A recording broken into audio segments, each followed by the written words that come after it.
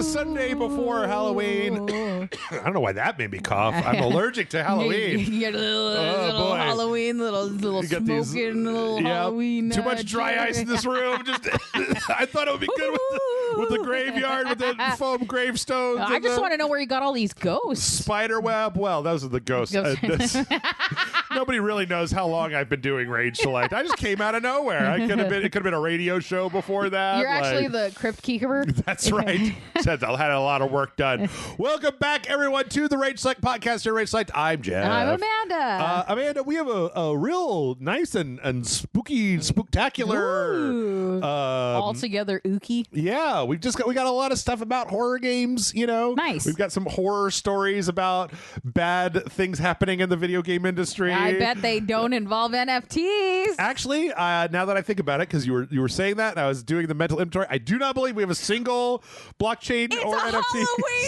Halloween miracle. So, but before we get started, I want to give you the choice. Oh. So I watched 2 horror movies last week. Okay. And we only have time to talk about one of them because Okay. this is Rage Select podcast. It's always going to go over time anyway, right? I watched Barbarian on HBO Max. Nice. And I watched Terrifier 2. Ooh. Oh, man. Okay. Which would you like to hear about? Okay, I really want to watch Barbarian. Yes. I noticed yesterday that it was on HBO Max, so I have not seen it as of today. Okay. Are you going to spoil it if you review it?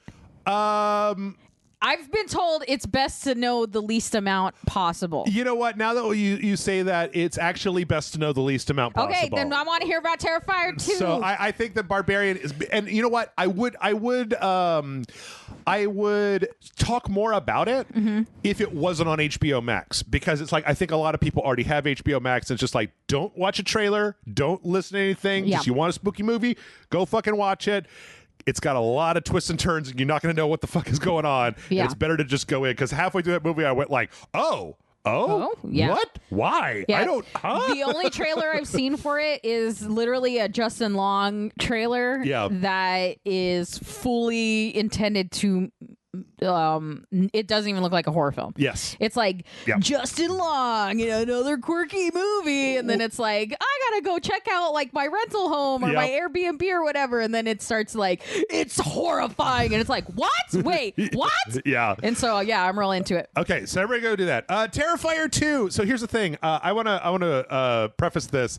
I know that a lot of people have a lot of mixed feelings about Terrifier 1. I didn't watch the first one because it sounded like gore porn slasher movie, and I'm like, those are 2 genres in horror that I don't really care for. So here's the thing about Terrifier that I think is like, I think that horror movie fans have like a really high tolerance for violence at this point. Like, especially if you kind of come up through the ages, like watching stuff. Like, it used to be that like when the 80s, when they were doing the Michael Myers and Freddy in Texas, like Texas Chainsaw Massacre was like gruesome as hell movie for when it came out. Yeah. Nowadays, it's like, it's all right. Like, you don't even really see a chainsaw go into anybody. Like, the first Halloween movie barely has any blood in it. Right. And so I think that the guy that made Terrifier is like literally, basically, or not literally, is going like, in order to shock the people who have become inured by just the regular violence of horror movies, we have to have like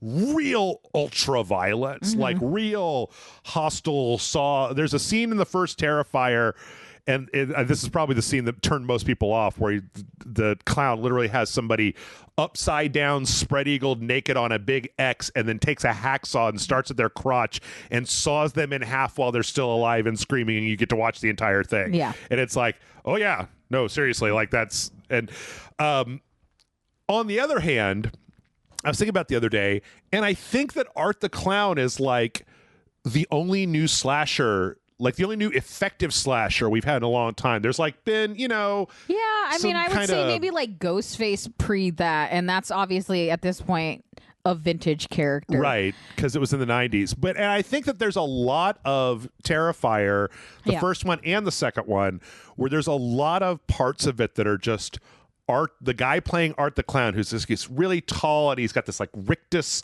of black teeth and he's real nasty looking and he's got this really good kind of mime climax. It never talks, never utters a single sound. Even in the second one, or in the first one, it's like he got stabbed and he would like mime screaming, but no sound would come out. Yeah. And there's a lot of that movie that's him out in the world, like fucking with people, just like smiling at them and like trying to do stuff and like trying to make them laugh. But he's obviously he's real creepy and people get creeped out by him. I love those parts. Yeah. And then Terrifier 2 just got really weird, where it's like there's all this weird metaphysical, magical mumbo. Like Art the Clown is dead at the end of the first movie, and then in the second one, he just kind of comes back to life. He's like, "Oh, I'm a ghost now," or whatever. Well, not clear. Yeah. Like there's a few points in this movie where like things happen. There's a point towards the middle where somebody makes a phone call, and like that character is using somebody else's voice, and I'm like, is that a ghost or like? Do you have powers or like what the fuck is going on here? And there's a weird like kind of chosen one thing going on with the main character lady. Is it like a satire at all? Like, you know, it's not parody in like a funny haha kind of way, but parody in like a what Scream was. Yeah. You know, very like aware of what the tropes are. I don't know. I think it's just somebody who wants to basically say like, what if we had a slasher and then the violence was like super over the top and the rest of it is just like, so you know, like fuck Roth? it, whatever. Yeah. And so in that way, like I really enjoy watching the guy that plays Art the Clown. Like I think that his all his mannerisms and the way he moves around and even the killing and stuff and the way he's all gleeful and like a clown and stuff, like he really evokes what I think you should be feeling about like the Joker. Yeah. As like this is kind of an entertaining person to watch, but like fucking get away from me. Yeah, like I'm but if nowhere you see near. him, you're fucked. Yeah. So the other thing with Terrifier 2 is it is 2 hours and 12 minutes long, which I think is I'm never gonna watch it. There's also I like don't have that kind of time. That shit is literally killing me. Yeah, there's also like there's like a few of the actors in there. There's the mom character and there's like a little brother character. Little brother character, I don't normally even like I give a lot of leeway to young actors, but like boy is he not very good as an actor. Does he get killed and you're like, woohoo? I'm not gonna say that would spoil things. So anyway, I don't know. I think that Terrifier 2 right now is on like all the big VOD like rent it for money channels. Yeah, I'm pretty sure. I think if it comes onto like Shudder or Netflix and you already have it and you're looking, you know what, it would be really interesting to put on in the background at a Halloween party because it's so gory that you would be having people there that were just like, yeah, so I said to him like, suck my wait, what are we watching? What the fuck is going on over there? Definitely, the first one definitely came off as like a party horror movie where you like just get a bunch of friends that love gory, like fucked up horror movies so that they can be, oh, get out of there kind of thing, and that it makes it more fun. Yeah. Which this one, though, had a lot of exposition, this really weird backstory where, like, the main character's father had a brain tumor and saw that Art the Clown was going to be after his family and... do people who write fiction know how tumors work? I don't know. It's always crazy to me when it'll be like, he got a brain tumor and now he could move cars with his mind. And it's like, what? Terrifier 2 100% does not know how bodies work. Yeah. Because there are numerous points in the first one where people are alive and it's like, you know that shock and blood loss will kill you. Like the urge to survive only goes so far and then like you're down too many pints and like your leg isn't there anymore. The urge to survive in this economy? Right. So I think it was fine. I also watched one episode of Mr. Del Toro's Cabinet of Curiosities. I haven't seen it yet because I've been working extra. Well, the first episode was okay. It was slow, but it reminded me a lot of Creepshow. Of just like, it's a short story, right? Like, we're not doing Midsummer Hereditary, and it's definitely not fucking Art the Clown. It's just kind of like a setup. Yeah. Here's this guy. Here's what he does. Here's why you hate him. And no, there's a thing, and now he's the do. Like, but that was only the first one. So, what about you? Have you had a chance to watch anything, play anything? We have been, I've been playing Dicey Dungeon. Oh, so good. I haven't been playing anything spooky scary. Okay. I've been playing Dicey Dungeon. But I've been just going through, instead of doing my usual John Carpenter movies, which will be Halloween night, I've been trying to come up with different not trilogies, but triple features. Okay. So we're doing Tom Atkins triple feature, which would be Night of the Creeps, Halloween 3 Season of the Witch, which is my absolute favorite Halloween movie, and Tom Atkins did one other one that I can't think of right now. Is Night of the Creeps the one? The Fog. That's like where the teens go to the house and then the demons like possess people. Night of the Creeps is when they're like slugs that Oh no, okay, that's a different like one. lay eggs in their brains, and like it's in a college. It's very like college 80s movie where like the two nerdy guys are trying to get with. You're thinking of Night of the Demons. Night of the Demons, yeah, which is also great, but not part of your retrospective. My retrospective. I'm also thinking about doing a Dick Miller trilogy. We did. He's a dick. I did say Dick. Dick Miller does. He's in everything, but he was in Demon Knight, which we've already seen. The Tales from the Crypt presents Demon Knight with Billy Zane as a demon, and it's amazing, and you should watch it. Flamethrower. Yeah, the only thing that kills the creeps. The creeps is fire. So he literally like the guy shotguns their heads and they explode into worms, and then she lights them on fire. Okay, it's cool. It's like Slither. Yeah, Slither. Yeah, Slither takes a lot from this actually. Okay. And then yeah, I don't know. Might watch Bucket of Blood, which is a Dick Miller movie. But yeah, we're going through. I think if I'm watching any John Carpenter movies this year, we're gonna watch the commentary, because I watched the movie so many times that like I already whatever. So I just kind of want to sit and enjoy the commentary and hear like the background stuff. That sounds good. Yeah. Yeah. A lot of horror out there. I've been waiting. The one I've been waiting for is I saw a tweet from somebody that was talking about like the budget to return on Barbarian and Terrifier 2 and Smile. Smile's made like a shitload of money. I can't. People are like half yes and half no on Smile. I'm real interested in it. I just don't want to go to a theater to see it. I've never had a good time going to a horror movie theater. Yeah, that's kind of where I'm at. Where I'm just, I don't know if it's worth the going to a theater. The trailer looks cheesy as fuck. Like the trailer does not seem. It looks like great. It Follows, and It Follows was fine at home. Yeah, like I don't feel like I need to. There's no big prominent magical thing happening. That's the thing is, I think horror movies are better at home, especially if you're just watching them either by yourself or like with one other person to grab onto and scream and yell and stuff. Yeah. Like that, it's scarier to watch them at home in the middle of the night when it's raining outside than it is to go to a fucking theater with the gremlins are throwing popcorn at the screen, and then you blow up the theater and then it kills the gremlins. And then it's Christmas. Then it's Christmas. Dick Miller's and Gremlins. He's an old man. There's the old man and the lady. Oh, yeah. That's Dick Miller. Oh, there you go. He's a legend in horror. I don't know anything about Dick Miller. Yeah, you should. He's a legend in horror. Well, I'll tell you what I do know about video games. I know about video. I'll tell you. I know a thing or two about video games. So last week, Amanda, we had a big Silent Hill presentation. They announced all the new Silent Hill stuff. Yeah. And then the day that Michael and I were recording last week's podcast, they had a Resident Evil showcase. This was we're going to start with this. It's kind of redundant. I kept saying to myself, like, should we even be having this on the show? Because most of what they show is stuff that we already know about. But what they did show was they showed some gameplay and a big new trailer for Resident Evil 4 remake, which is we don't know that much about that. Yeah. So we started this one with a trailer for the Resident Evil, like, what was it called, like Winter's Edition, or it's for Village, where they added three things. They added a third-person mode to the entire game, and what was really interesting about that is you never see Ethan Winter's face, and apparently in the game, if you try to turn the camera, it's one of those things where you can't turn the camera all the way around, but you can go to the side, and if you go to the side, Ethan will literally turn his head like away from the camera, so you can't quite see what his face looks like. So there's that. That's going to be added into Resident Evil Village, and I also really like the way that they explained it. They said some people get too scared in first person, and we want everybody to be able to play Resident Evil Village. Yeah. They didn't say toughen up, losers. Yep.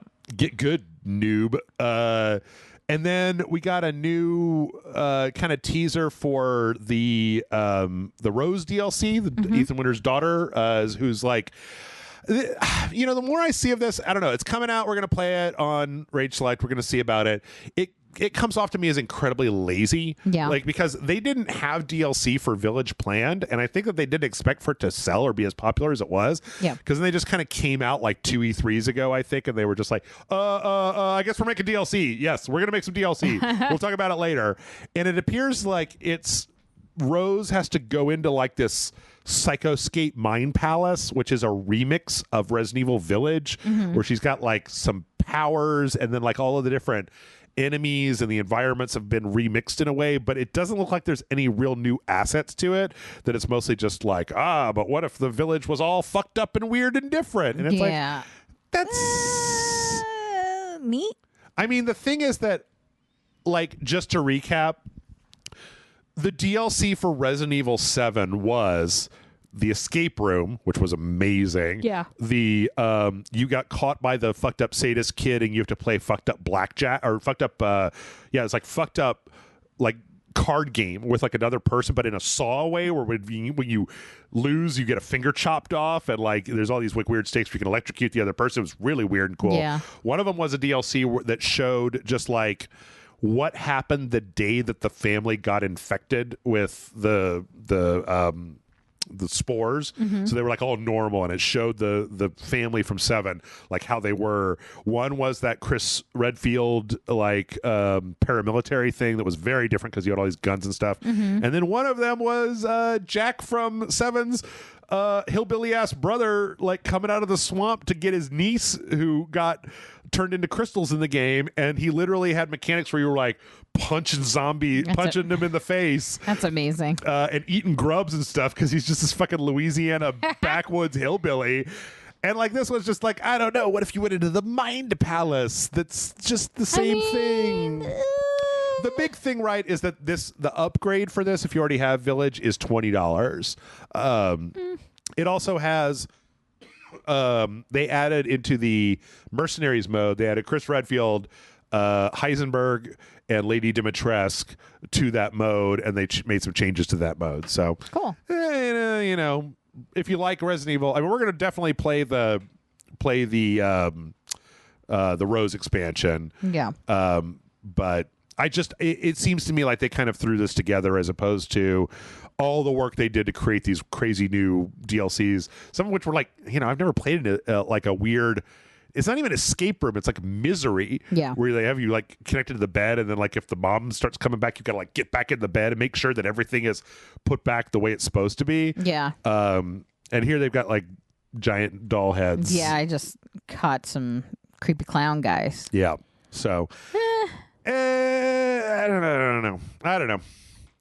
Could be good, maybe not great. Doesn't sound as good as the stuff from 7, but like, right there. It's creative and weird. I like creative and weird. Let's see. From there, they talked about. They showed. I don't remember where they went next with this. It was it was a trailer for RE-verse, which was this like it's this multiplayer mode that was supposed to be like ship at the same time as Village and has been delayed for like 2 years. God damn. It looks fucking terrible. Every time they try to make Resident Evil into a multiplayer game, it just looks fucking terrible. Yeah, like, I don't get it. But is there a desire? Is there chatter of people like got to get that fucking? I don't know. One multiplayer. Previously they had like this. The art style was different. It was like it was a brighter like color. It was like kind of like ultra colored in a way, and people had like these kind of hard like cell shaded outlines, and now it just looks kind of like regular Resident Evil. Yeah. Also, I mean, the answer to your question is like they put out an asynchronous multiplayer survival mode for Resident Evil 3, where like one person sets traps and does stuff, and 4 other people play as these survivors trying to get out. I've never heard anybody talk about actually playing it. Like, I've never heard anybody mention anything about any. But they also put out a free-to-play Counter-Strike with Zombies game like several years ago, and nobody's ever talked about that either. So I think this is going to be garbage. I mean, the fact that it's free with Village, to me is like, yeah, this is just, you thought that people needed to have multiplayer, but this franchise Stop is forcing multiplayer onto people. Yeah, it's never worked like that. Let's see. They also talked about how Resident Evil Village is going to be fully playable on the PSVR 2 when it eventually comes out. Oh, nice. Yep. That's horrifying. Now Don't want that. Now people can get their blood sucked by big vampire mommy in I do like immersive. We made it so some people get scared when it's first person, so we made it third person. Yep. Some people get horny when it's first person, so we made sure you could get immersed. Really first person. Part of what's interesting is in Resident Evil 7, when they put that in VR, you played it with a controller. And then this one, they literally have now like the hands, so you can kind of touch stuff and get close to stuff. And I think the RE engine is really good looking, so like I think this will be really cool. Yeah. Also, I think that I might I looked at Resident Evil 7 and I was just like, that's gonna be a big fat nope for me, Cotton. Like I'm not gonna get thrown around by Mia in VR. Hell no. But I don't know. So yeah. We don't even have a release date on the PSVR 2, though, so who the fuck knows when that's going to happen. Let's see. From there, I think from there as we finally got into Resident Evil 4. Nice. So we have two kind of sections of RE4. One is a gameplay section. What's really interesting about this, man, I'm not sure how familiar you are with Resident Evil 4. Not particularly. But this is like the house at the beginning of Resident Evil 4. Okay. Which was more like Twilight and like kind of in an open area with like dead trees. And here it's like in this very dense area, like this very spooky, dense forest. Is this the Evil Dead house? Yeah, well, it looks more like RE7, right? Yeah. And in fact, like the house had 2 rooms, and here there's like you could see it's a house. It's a whole house. Yeah, it's a whole house. And there's like a basement. Yeah. In fact, it looks like the first interaction with the first Ganado villager happens like in this basement as opposed to just walking in this room, turning a corner and being like, "Hello, sir," and then he turns around and goes, "Parasada!" Greetings and salutations. Shoot him and he fucking gets at you. Yeah. So yeah, we see that. We see there's a couple of things. There's one thing in particular I think is really interesting that you see very early on in this. Oh my God. Yeah, that guy's head is like sideways. First off, it looks like the knives now are like you can break free and lose health or use a knife to immediately get out of a hold. But here you see there appears to be a stealth mechanic in this game. Yeah. Where like Leon can literally sneak past places, and it's like, well, that's very different than Resident Evil 4. Yeah. I'm not entirely sure if I like that, to be honest. Really? But, well, it depends. Like, if you can sneak up and one-shot kill people, that really kind of changes the balance of the game in a lot of ways. True. Like, when your only tool for Leon in this game was, like, shooting people, right? Like, there weren't a lot of options outside of just shooting people, and it really kept everything kind of simple. I'm very just like particular. I'm very dubious about this because of all the games in the Resident Evil franchise to remake, this one would be the last one that I would have remade 5 before this, or remade 6 before this. Like 4 is amazing.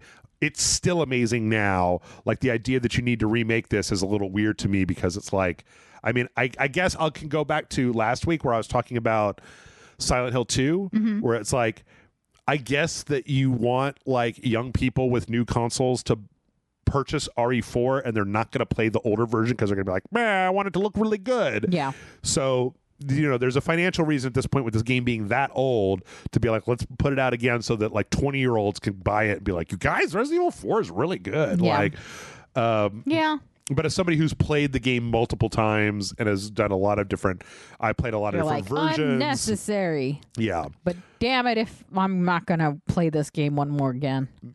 Probably. I was really worried here in the beginning because Leon wasn't using his like super kick to kick people, but then he totally uses super kick to kick a bunch of people.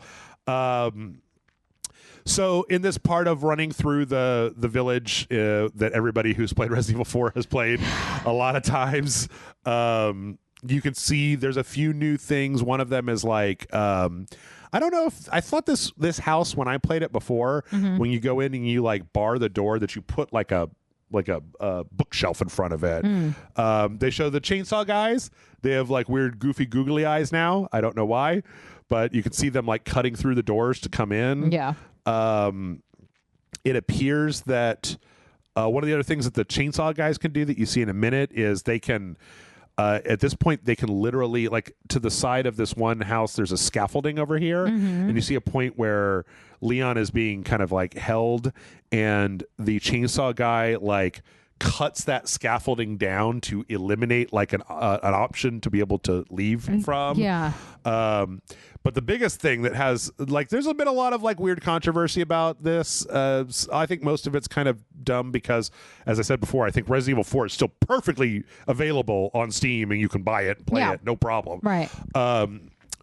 But like, there's a part later on where you see Leon block the chainsaw by expending what it looks like you could maybe expend a knife to take like one hit off of the chainsaw, which the thing is that like that to me is a little weird because the whole point of the chainsaw guys in the game was that they were instant death, right? Yeah. Like there was you just had to get the fuck away from them. Maybe it's like, you start the game up and it's a sliding scale of difficulty. Yep. Well, I mean, the thing about RE4 that I always like to point out is that RE4 did have like a behind the scenes director, so that like if you played the game really well, it would get harder and harder. Drops wouldn't come as often. You get less ammo. You get less healing items. And then if you started to get into like a bind, then the game would reverse that trend. So if you were playing really poorly, you kept dying, it would keep ratcheting up the scale. So you would have enemies that were dropping more currency, more ammo, more herbs, stuff like that. So I don't know. I mean, like, again, I think that at the end of the day, I go back to like, it's fine. It's fine. Like, I can always go back and play old Resident Evil if I want to. I know how to do that. What do you think about this? Does this... It looks good. I mean, I'm not a Resident Evil fan. I don't dislike Resident Evil. I just don't play it. Amanda hates Resident Evil, you guys. Yeah, we live in a binary system, so it's either you love it or you hate it. It looks good. Like I'm really impressed by that first enemy with the like bent neck all the way, and I think that looks really fantastic. But like the things that you're complaining about are things that I wouldn't even know if I picked up the game. They're so granular. So it's like, if this is really being brought back just to introduce to a new audience, I don't think any of your critiques end up really hitting. Sure. But as far as like this is a thing that already exists and still plays well, like I mean there's no reason except that there probably are a whole lot of people that haven't played it before, and the only way you're going to get them to play it is by remastering it. Yep. And then sending it out. Putting on new stuff with like super pretty graphics and all that. But yeah, stuff. Those chainsaw guys do have googly eyes, and that shit's hilarious. They do. I don't know why they put the like I was staring real intently, like, what the hell is he talking about? And then you finally see, and it's like, oh, that's hilarious. Like or horrifying. I mean, in person, bad. Yeah. On screen, hilarious. Looks like Everything Everywhere All at Once coconuts on the top with a bag over them. They're just or the rocks, not coconuts. Yeah. Coconuts is Charl. That's, you're talking about Charl. Yeah. Yeah. So yeah. And then they had basically like a full-on trailer.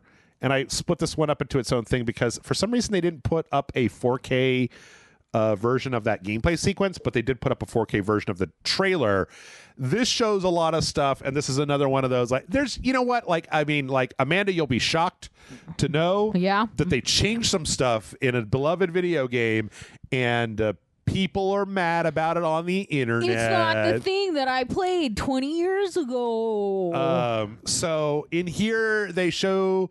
this is like a story trailer. We probably should have watched this before so you could have seen it with the like the audio for it.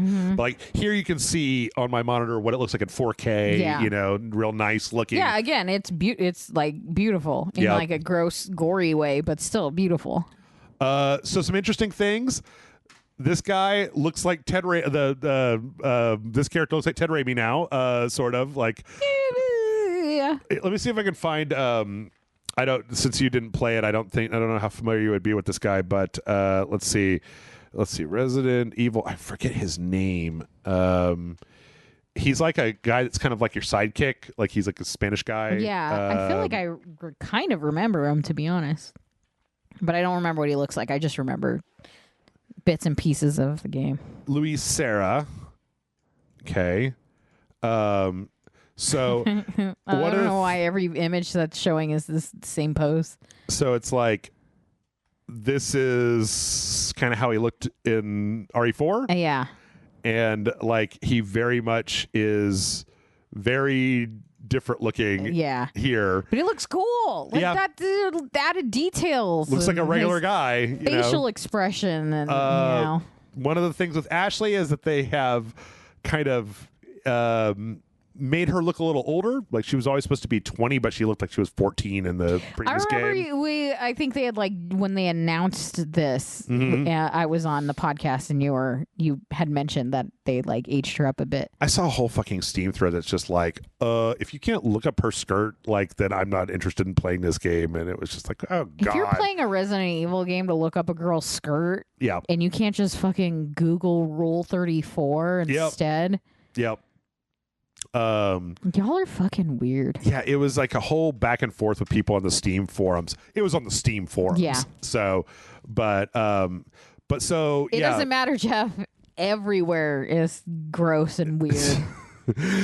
That's why I don't talk to people outside of my house. The other thing that people are really weird about is Ada, as you saw right there. Yeah. I don't know what the fuck this is. Ada Wong. And they're like, why does she look Asian now? Why does Ada Wong look Asian? So, I mean, I will say that okay, previously they called her Ada Wong and she was kind of neutral, trended in an Asian direction, has an Asian parent, right? But here she looks very, very Asian. But again, I'm just like, if the internet is complaining that Ada Wong looks too much like an Asian lady, then I'm afraid I can't go with you on this journey. The internet. What the fuck are you even? What the fuck are you? What the fuck are you? I can't even. What the fuck? She looks great. Her name is Ada Wong. Yeah, I know. I don't understand. Yeah. Jesus Christ. Yep. The only other... It's like they recast Black Panther and they're like, but why is it a black person? Right. Because it's a fucking... The only other one is that this guy, I forget his name because I forgot everything from I'm gonna call him Bob. There's this little, he's like a little person who is dressed like Napoleon and runs the castle. And previously it was he was, let me see if I can find a good comparison. I know that this is what everybody's tuning in for, is to listen to Jeff Google stuff. I forget his name. I keep telling you, you do a Twitch stream where all you do is Google stuff. You make millions of dollars. You'd be the next Mr. Beast. Napoleon? Which isn't a Twitcher, but I don't Napoleon know a famous guy? Twitch person. Napoleon guy. So this is what he looks like. Almost looked childlike. Yeah, he looks like he's got a weird like an old child, right? Like he's got a child's stature, but that he's aged by the virus or whatever. Salazar, I guess, is who that was. And so here he definitely looks older, and his head is bigger, so he looks less like a child. And his wig is fantastic. Yeah. So, but again, I whatever, man. Yeah, you're updating stuff. It's fine. I can't get. I'm just gonna. Oh, it's gonna haunt me. I'm gonna wake up at 3 a.m. Ada Wong. Right.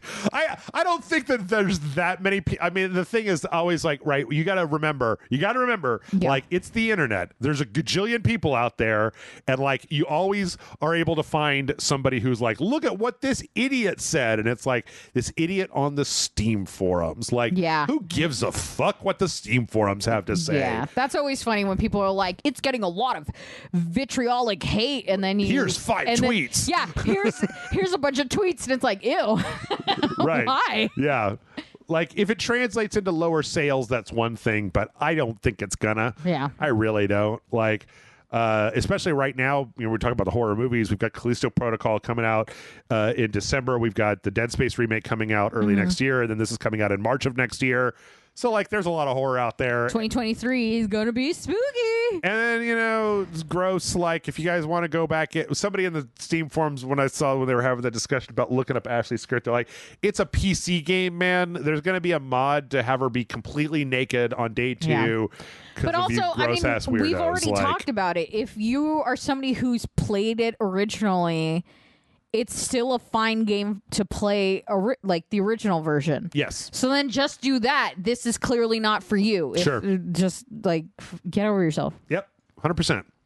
Fucking weirdos. Judging you. Out of all of this, it was interesting because there was one piece of news that kind of came and went. Mm-hmm.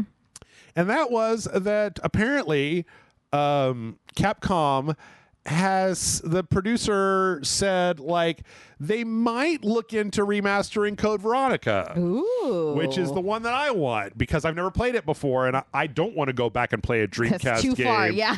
Like, well, one, it looks like shit, and two, early RE games play like shit. Yeah, they do. Like, I do not enjoy playing, like, Resident Evil 1. Like, I wish they'd remake Resident Evil 1 with the over-the-shoulder aiming, as opposed to that port that came out a while back that looks fine, but it's still just like, I've got 2 bullets, and my inventory's full, and I need to find the key to get into the stupid room. Yeah. It's no wonder that the generation that played the original Resident Evil game all grew up with anxiety, because that shit is making me fucking nervous already just thinking about it. Yeah.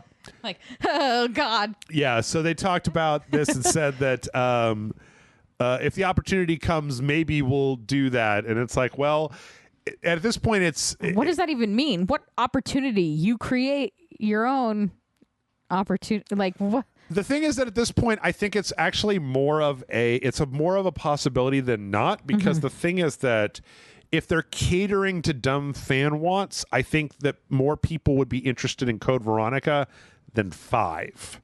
Yeah. Like, because maybe, I don't know, maybe they remake 5 and it's like, I don't know. I don't even know how you like remake Resident Evil 5 right now and make it a thing. Like, everybody's going to be mad, right? Yeah. They're going to change it to make people less mad, because it's literally a game where you play as a white dude that goes to Africa and shoots a bunch of black zombies in the head. Yeah. And it's like, I don't know how you do this and not have everybody be mad at you, because if you change anything, people are going to be mad at you. If you keep it the same, people are going to be mad at you. If you do a half measure, both people are going to be mad at you. Maybe avoid 5 for a little bit. Right. But the thing is that garner goodwill with Code Veronica and then move forward from there. I mean, maybe they get a good producer to do that, but I just don't think that 5 works as well. And, like, I don't know if they want to remake. The thing is that they've remade 2, 3, and 4 right now. Those are universally beloved games back when they originally came out. Yeah. Like, 5 is where you started to get the, like, I mean, it's okay, but, like, there's a lot of shit in here that you're just like, yeah. Ugh. And then 6 is like, that we talked about. Yeah. So I don't know what they do. Maybe they finish 4 and then they do Code Veronica, and then they just make an alternate 5. They make a brand new RE5 that doesn't take place in Africa, but has all the same beats with Wesker and Tricell. Yeah. And Lady Giovanna, the big boobs out CEO of a pharmaceutical corporation, like, obviously. Yeah, they have a long track record of having people with their boobs out. Yeah. I don't know if you know who I'm talking about. Excella is her name. She super wanted to bone down with Wesker. Yo. That should tell you something. And she was like, falling all the way out of her top. Yeah. That's not how any of that works. Yeah. Yep. So yeah. But that's the Resident Evil. That's the Resident Evil. And but we're not done. We got a lot more spookiness left to go. We're not done yet. Yep. Because as I said last week, by the way, did you have any thoughts on the Silent Hill presentation last week? Did you watch any of it? Do you know anything? No, John gave me a rundown. And I'm going to be honest, it all came out too fast, and I didn't understand anything he was saying. Okay. Because it was just like, Silent Hill, and then more Silent Hill, and I was just like, yeah. No, I had no thoughts on it. Okay. Well, the one you should be aware of is Silent Hill Townfall, which is made by No Code, who are the people that made that. No, it's not Don't Go Into the House. That's something else. That's a different game.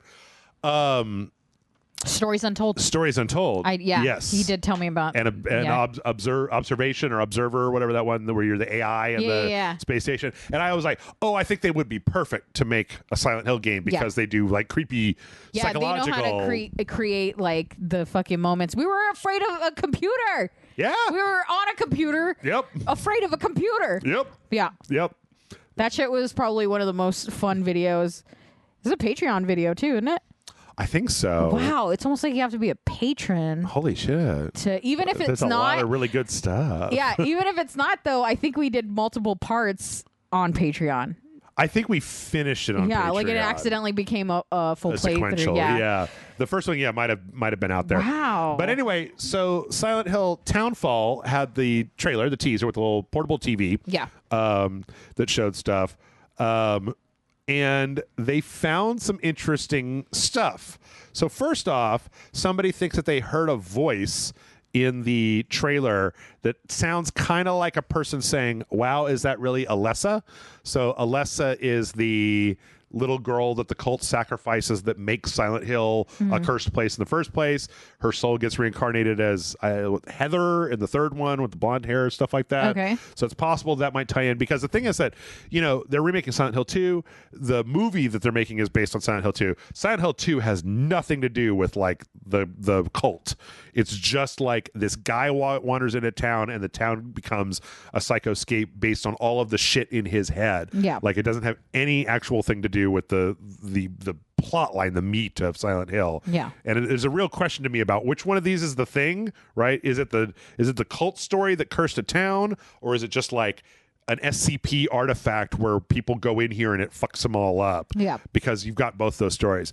But the cool other thing that happened was that somebody ripped the audio from the game and ran it through one of those visualizers. Yeah. And there is a message that says, whatever heart this town had has now stopped. That's awesome. Yeah, just like embedded inside of the audio. When they put out the trailer, the guy that was like the senior director, he was like, and there's a lot of stuff in this trailer. You guys might want to go back and look at it again. And so people immediately just started. Is this Matt Pat's fucking influence? Yes. Okay, cool. I'm convinced that there are people on the internet that just every single time anything happens, they put it in an audio thing to analyze it. Yeah. They put anything they bump up the brightness. Yep. They turn up the contrast. Yeah. They put it in one of those things that converts pictures into text or whatever. Yeah. Like they look at the metadata. Look at the metadata for every website. It's weird, but like looking for secrets. Yeah.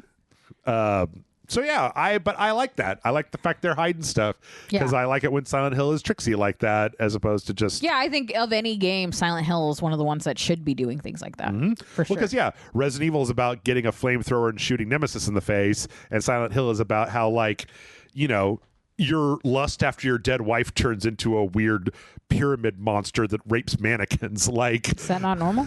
No, that's not like everyone doesn't. I'd be interested though to see what you think about F though. I don't know if you F was the one that's like Asian, so it's like like all of the trailer is in like an Asian village.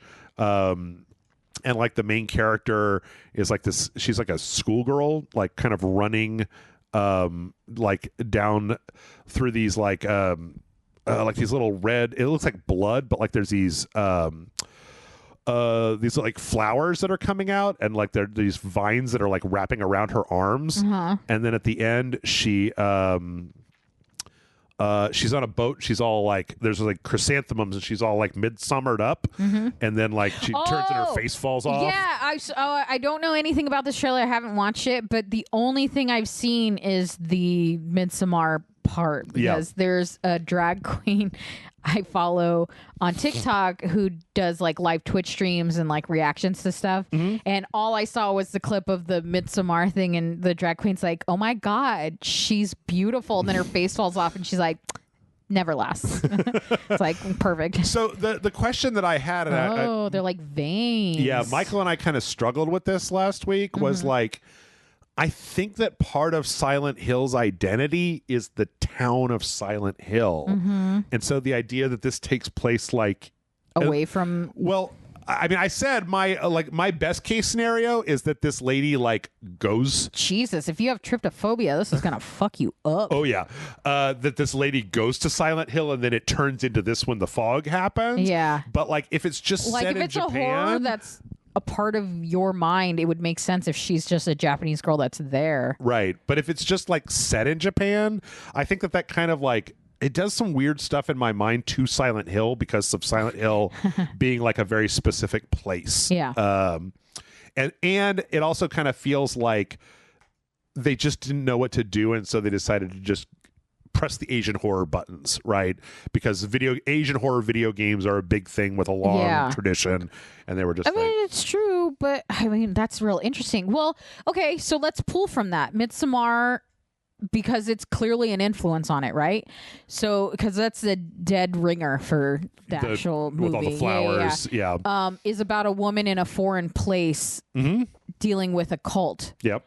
So, this could, in fact, very well be a girl that is in Silent Hill, and this is her dealing with it. This is her version of Silent Hill, is this infected village as opposed to and then Silent Hill is the horrors of your own mind, so she would not be like America, right? If she is like a foreigner that happened to come in, or she has her own horrors that followed her to Silent Hill. Yeah. Oh, I mean 100%. It's like just, there's a way of doing it that it kind of hints at that idea with its influence. It's different influences. Yep. I mean, I'm not prejudging.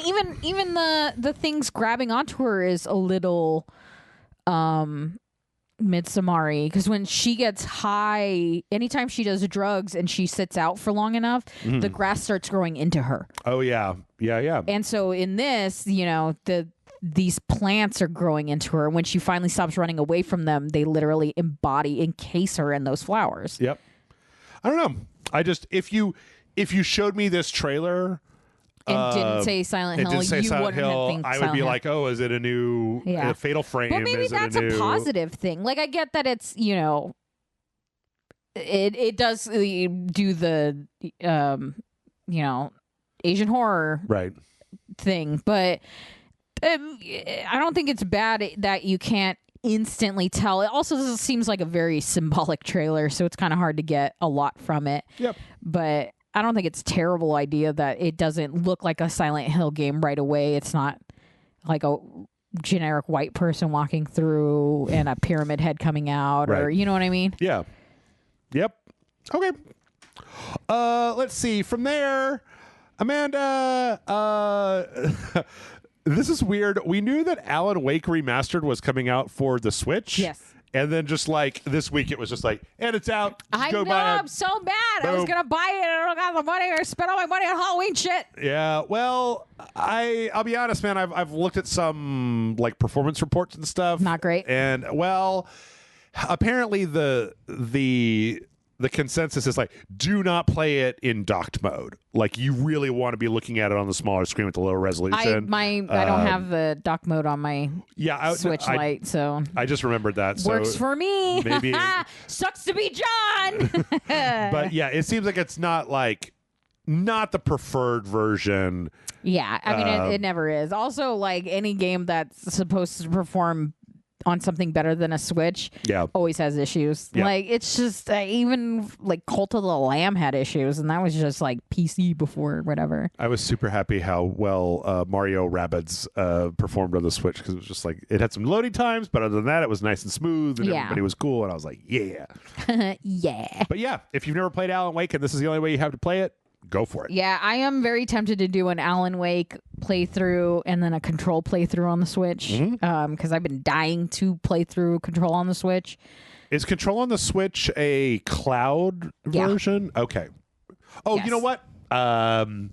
they put out release dates for the cloud versions of Resident Evil 2, 3, and 7 during that Resident Evil thing, and I totally forgot. And also there's a Mac version of Village coming out. But like, yeah, it's like mid-November, early December, late December, 2, 3, 7, basically. Yeah. But yeah. So nice. That happened. Speaking of the Nintendo Switch, yeah. Amanda, would you like to tell us about the latest Pokemon? His name is it's like Graveyard, but it's not Graveyard. It's like Grievard or something like that. Yeah. He's a dog. He is an adorable dog. Mm-hmm. He will also kill you. So he's ultra friendly. Yep. And there's like a full description out of him. I looked it up after I saw this.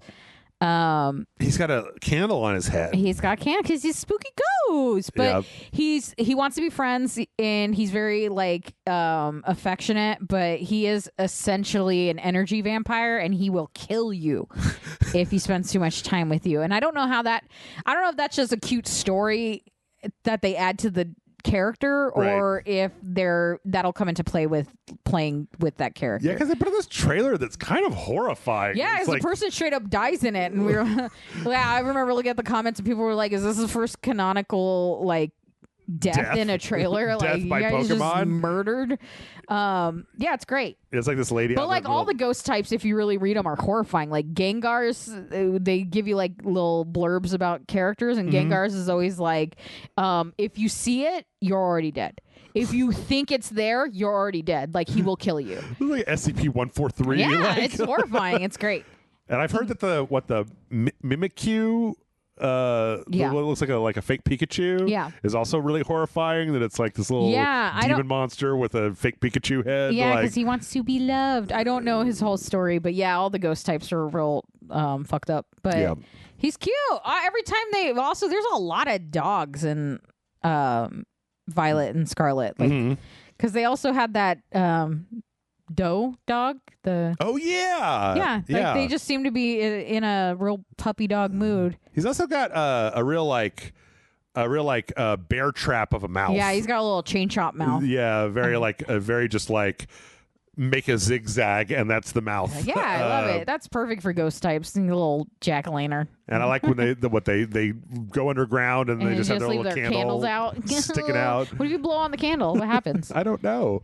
Does it die? It can't die. It's ghost. I don't know. It's great. I love it. Ghost so dog. Cute. Every freaking new Pokemon just makes me want to play Pokemon, and they should just give me Pokemon. Well, it's only like what? How long is it? November 18th. Oh, that's so far away. 1, 2, 3 weeks. I gotta make it. Yeah. So yeah, I think it looks adorable. We saw that. Speaking of the Switch, we have an update. So this is an update. We're now out of fun Halloween stories and into horrible industry stories. Aww. So last week, Michael and I really discussed the whole saga of Helena Taylor, the original Bayonetta 3 voice actress, Jennifer Hale, the money, the initial story, the follow-up story, the all turning that your stuff. fans into your own army and shit like that. Right? Yeah. So last week we had left off with Helena Taylor basically being like, I don't even care. I don't even like Bayonetta. I just want to get back to working in the theater. I just want to go back to my first love, the theater, and do work there. I'm fucking over all this bullshit. Whatever, bye. This was after the Jason Schreier story came out saying that Platinum had offered her quite a bit more than her what she was saying. 4,000. I believe that there have been some... I don't know if it's because she's being harassed online or if there's just pressure in general, but she came out and made a new statement last week. In this statement, she basically said that the original offer, so in her previous statement, she had said, like, they offered me $4,000. I wrote a letter to Kamiya personally because I know him saying, like, this is an insult. I think I deserve more than this. And he was like, I hear you. And that was kind of where she ended the story. Now, this is her words basically saying, like, The first offer was too low. This is a quote. Their first offer was too low. That offer was $10,000 total. Remember, this is a $450 million franchise, not counting merchandise. I then wrote in Japanese to Hideki Kamiya asking for what I was worth. I thought that as a creative he would understand. He replied saying how much he valued my contribution to the game and how much the fans want me to voice the game. I was then offered an extra $5,000, or well, she wrote like it was a typo, but she said $5,000. So I declined to voice the game. I then heard nothing from them for 11 months. They then offered me a flat fee to voice some lines for $4,000. Any other lies, such as $4,000 for 5 sessions, or total fabrications. These were not extensive negotiations. I've also been informed of ridiculous fictions, such as I asked for $250,000. I'm a team player. I was just asking for a fair living wage in line with the value of what I bring to the game. So here's the thing, like, the Schreier thing, it said that like she was offered between $3,000 and $4,000 per 4-hour session for a total of 5 sessions. $15,000 on the low end, $20,000 on the high end. The thing is that when she made that original video, she said $4,000. They offered me $4,000, and then she went on at length to talk about these greedy corporations and the sons of bitches. And I wrote to Hideki Kamiya, and they just now her one other thing that should be noted. I think I talked about this last week. Bayonetta is not a $450 million franchise. Yeah. No matter how you do the math, the only way people think that she has done this math is if you go to VG charts, which is unreliable and mostly estimates and stuff, and you add up the global sales of Bayonetta over all time, and you assume that every copy was purchased for full retail price, that will get you close to $450 million. Yeah. But it's just not that. Yeah. Like, it's just not that. Then the problem here is that she says this stuff, but like this corroborates the story that she's lying.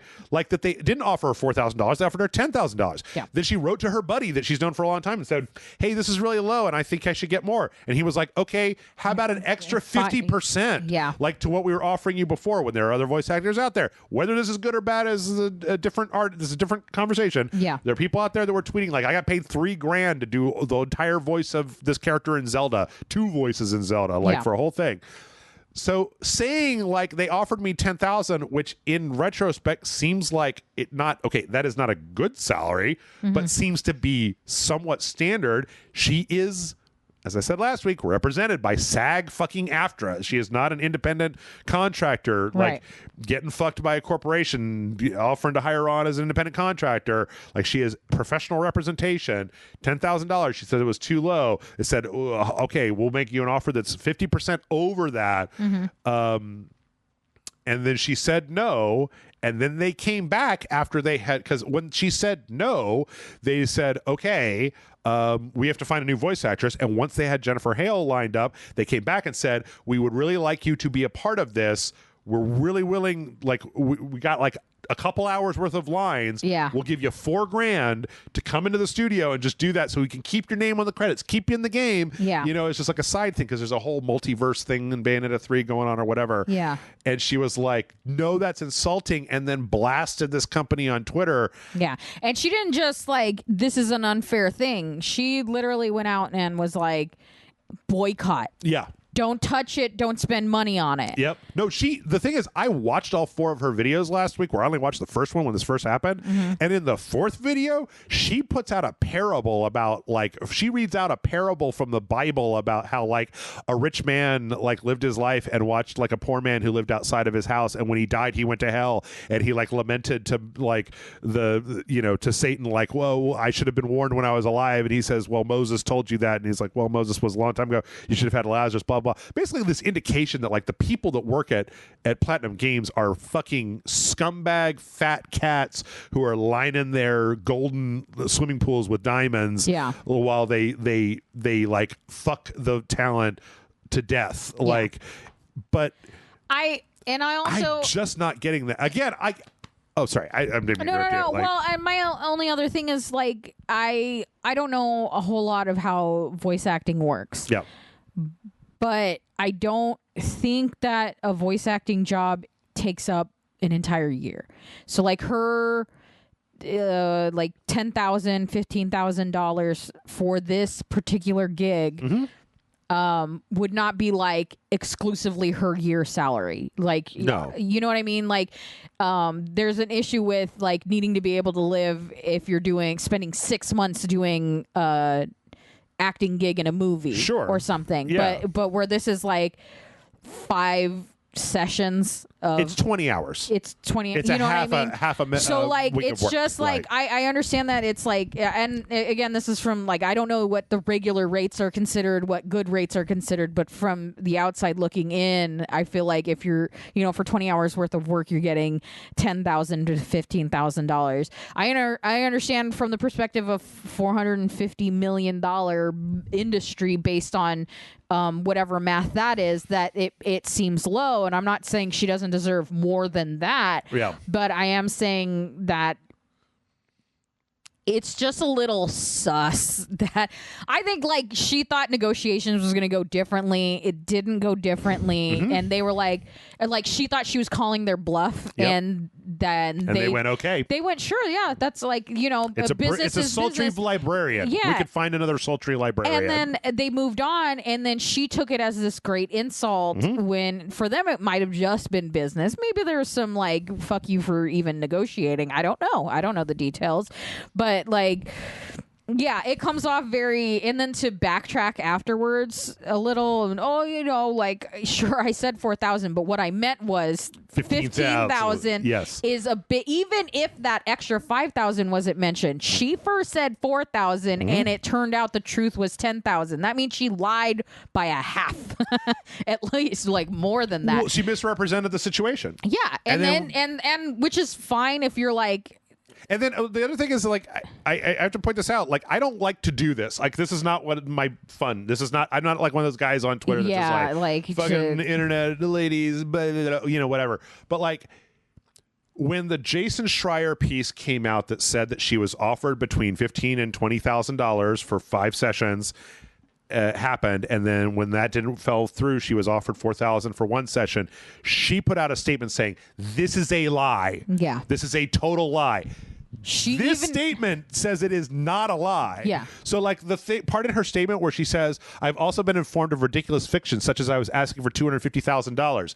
The thing is that the Schreier Bloomberg piece said that she asked for 6 figures, not $250,000, 6 figures. Yeah. So if she came back and asked for $100,000 to do Bayonetta, then you need to say that. But the problem right now is that you don't have any credibility. Yeah. Because what you've done is misrepresent the situation. And then when somebody said, actually, that's not what happened, you said, you sure are a liar. And then 4 days later, you said, actually, here's the real story. And it was the same story. Like, yeah. So, you know, I mean, like, at the end of the day, I want to be on. And like, again, I want to make it really clear.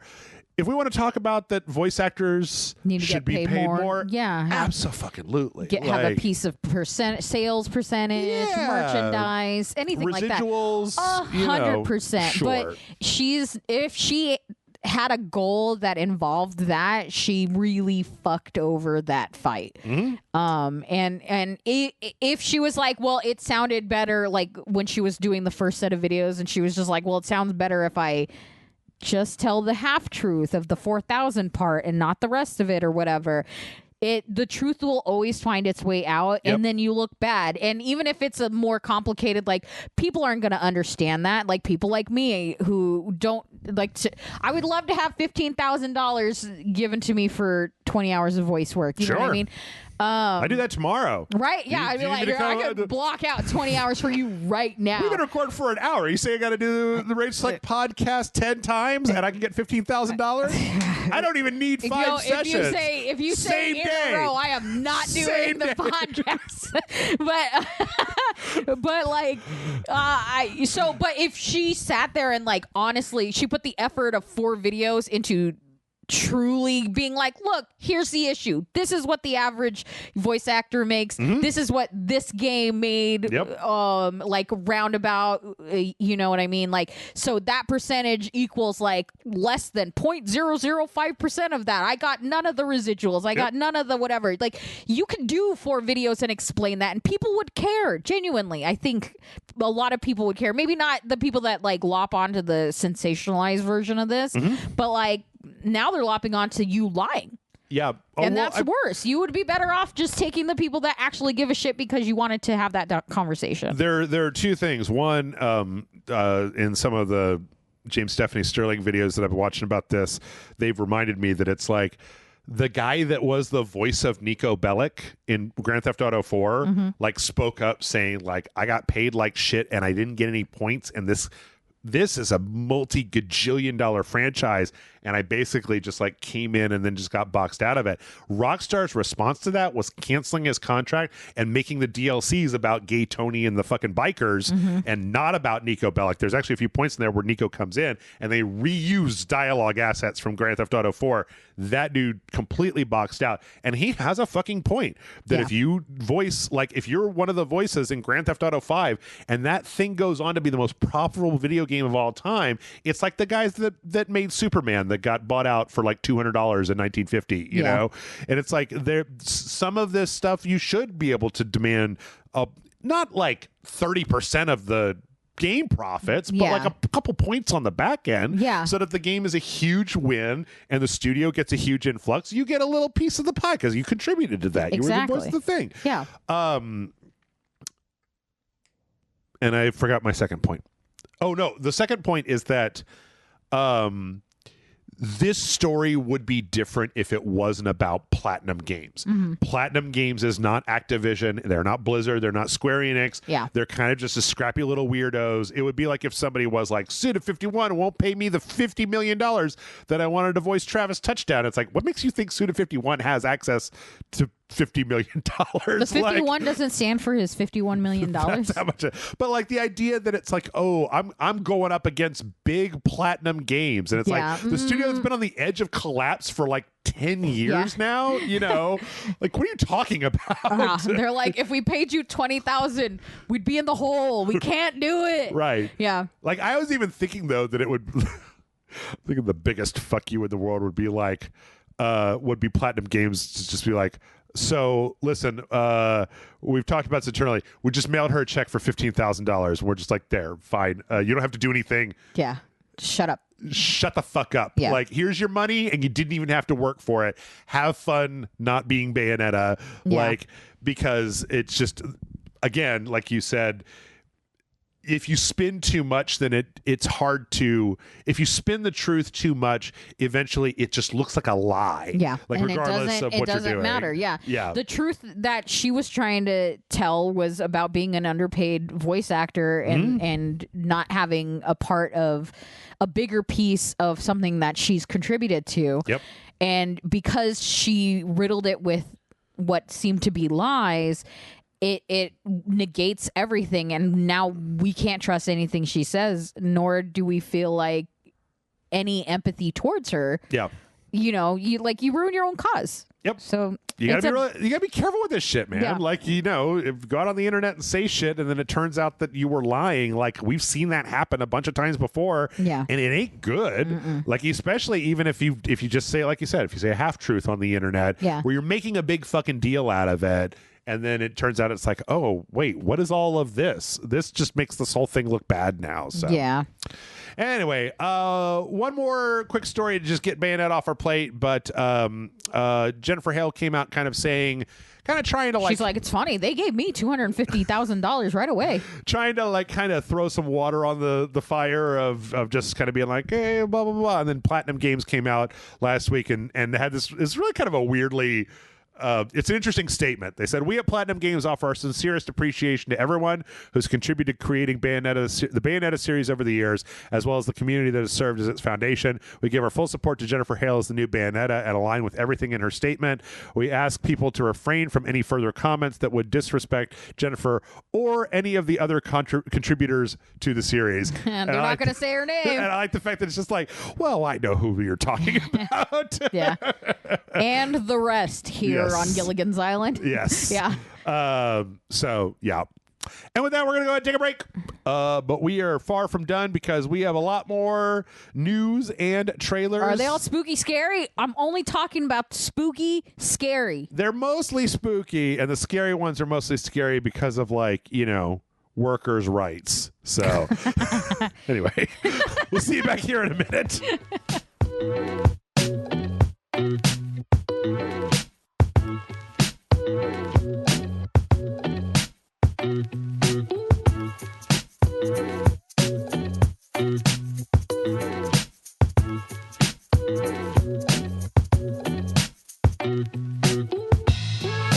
And we're back. Here we are. Yes, and we are kicking things off with we're talking about Overwatch.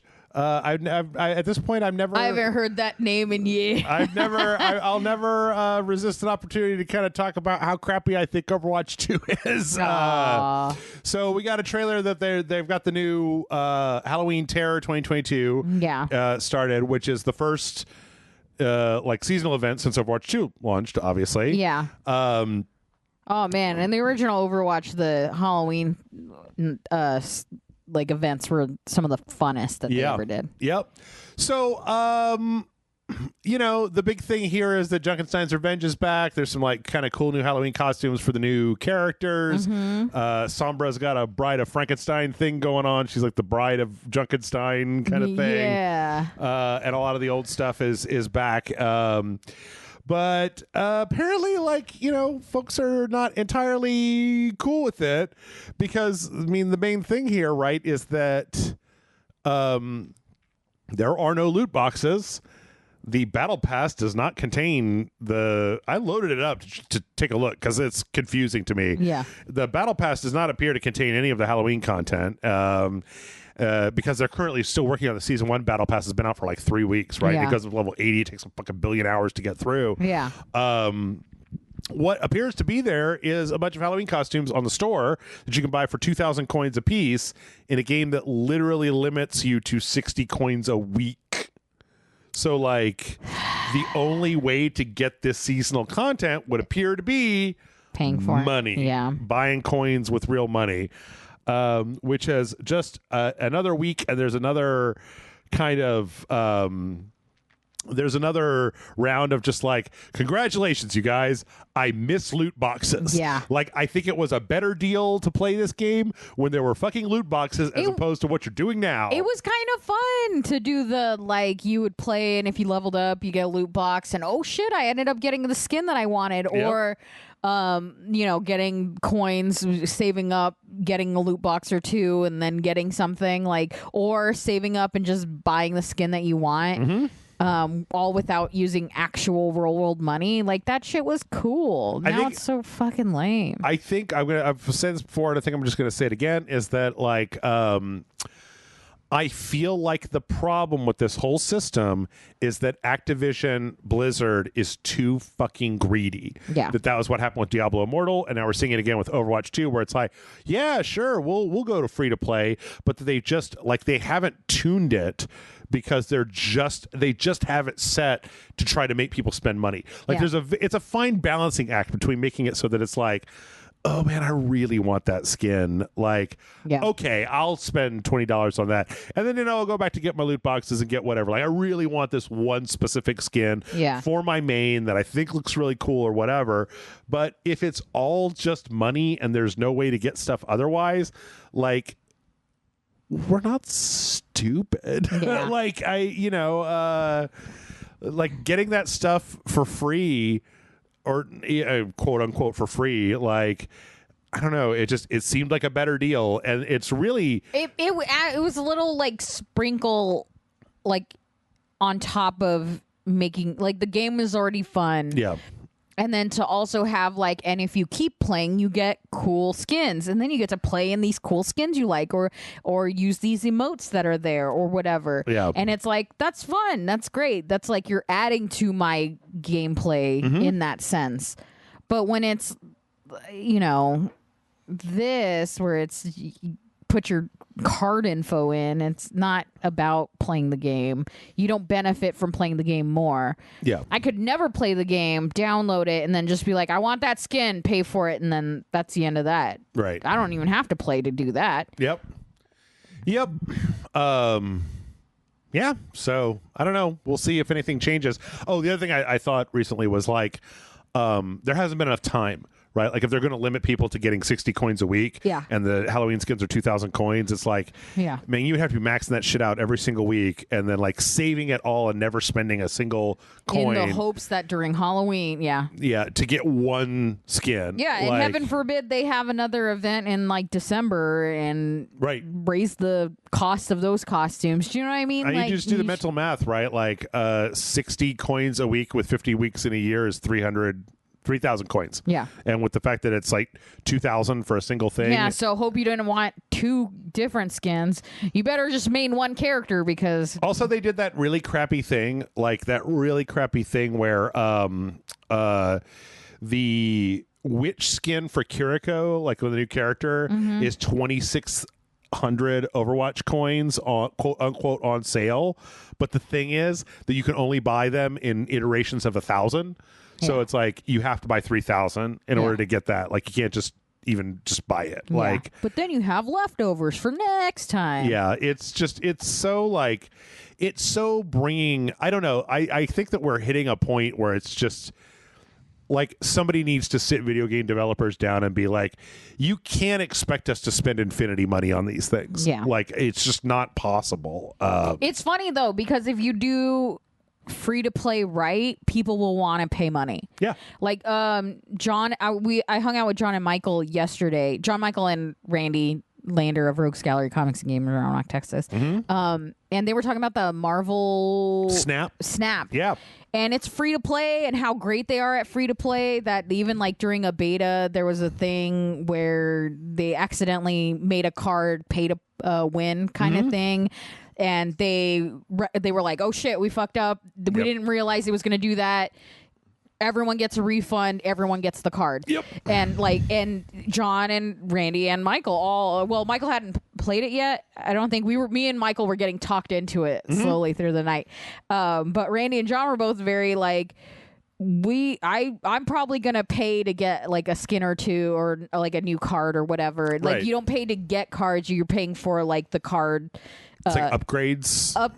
Not even upgrades, but more just like the look. Like you have Spider-Man, but you want like Miles Morales kind of thing, or even just like variants of the like art to make it look a certain way. And they were like very, are you going to spend money on it? I mean, it's free. You don't really have to. And it's very like, well, no, I've been having a good time. I really feel like it's worth it to do that. And it's like, I remember feeling that way about Pokemon Go. I didn't have to spend money on it, but I enjoyed it for a long time. And I was just like, you know what? I will pay like $10 and get as many Pokeballs as I can. I mean, we just got done recording Monster Prom 3 and I basically paid like the entire price of the game over again for DLC characters, partially because I wanted them for us to play with. Yeah. But the other part of me was just like, but I think that this is a really good game and I want these guys to have my fucking money. Yeah, like, I mean, it's that same thing with like Humble Bundles and stuff like that, right? Yeah. Like, yeah, you don't have to pay. You could pay $1, but when there's people like us that like want to support and want to show a little, we'll pay $15 instead of $1. We'll pay, what we feel is a fair price. Yeah, but you just have to make the case first. Yeah, you actually have. Yeah, it's via the goodwill, of making a good game, right? That happens. It's not. You can't force it upon us. Yeah, I don't understand how they seem to have.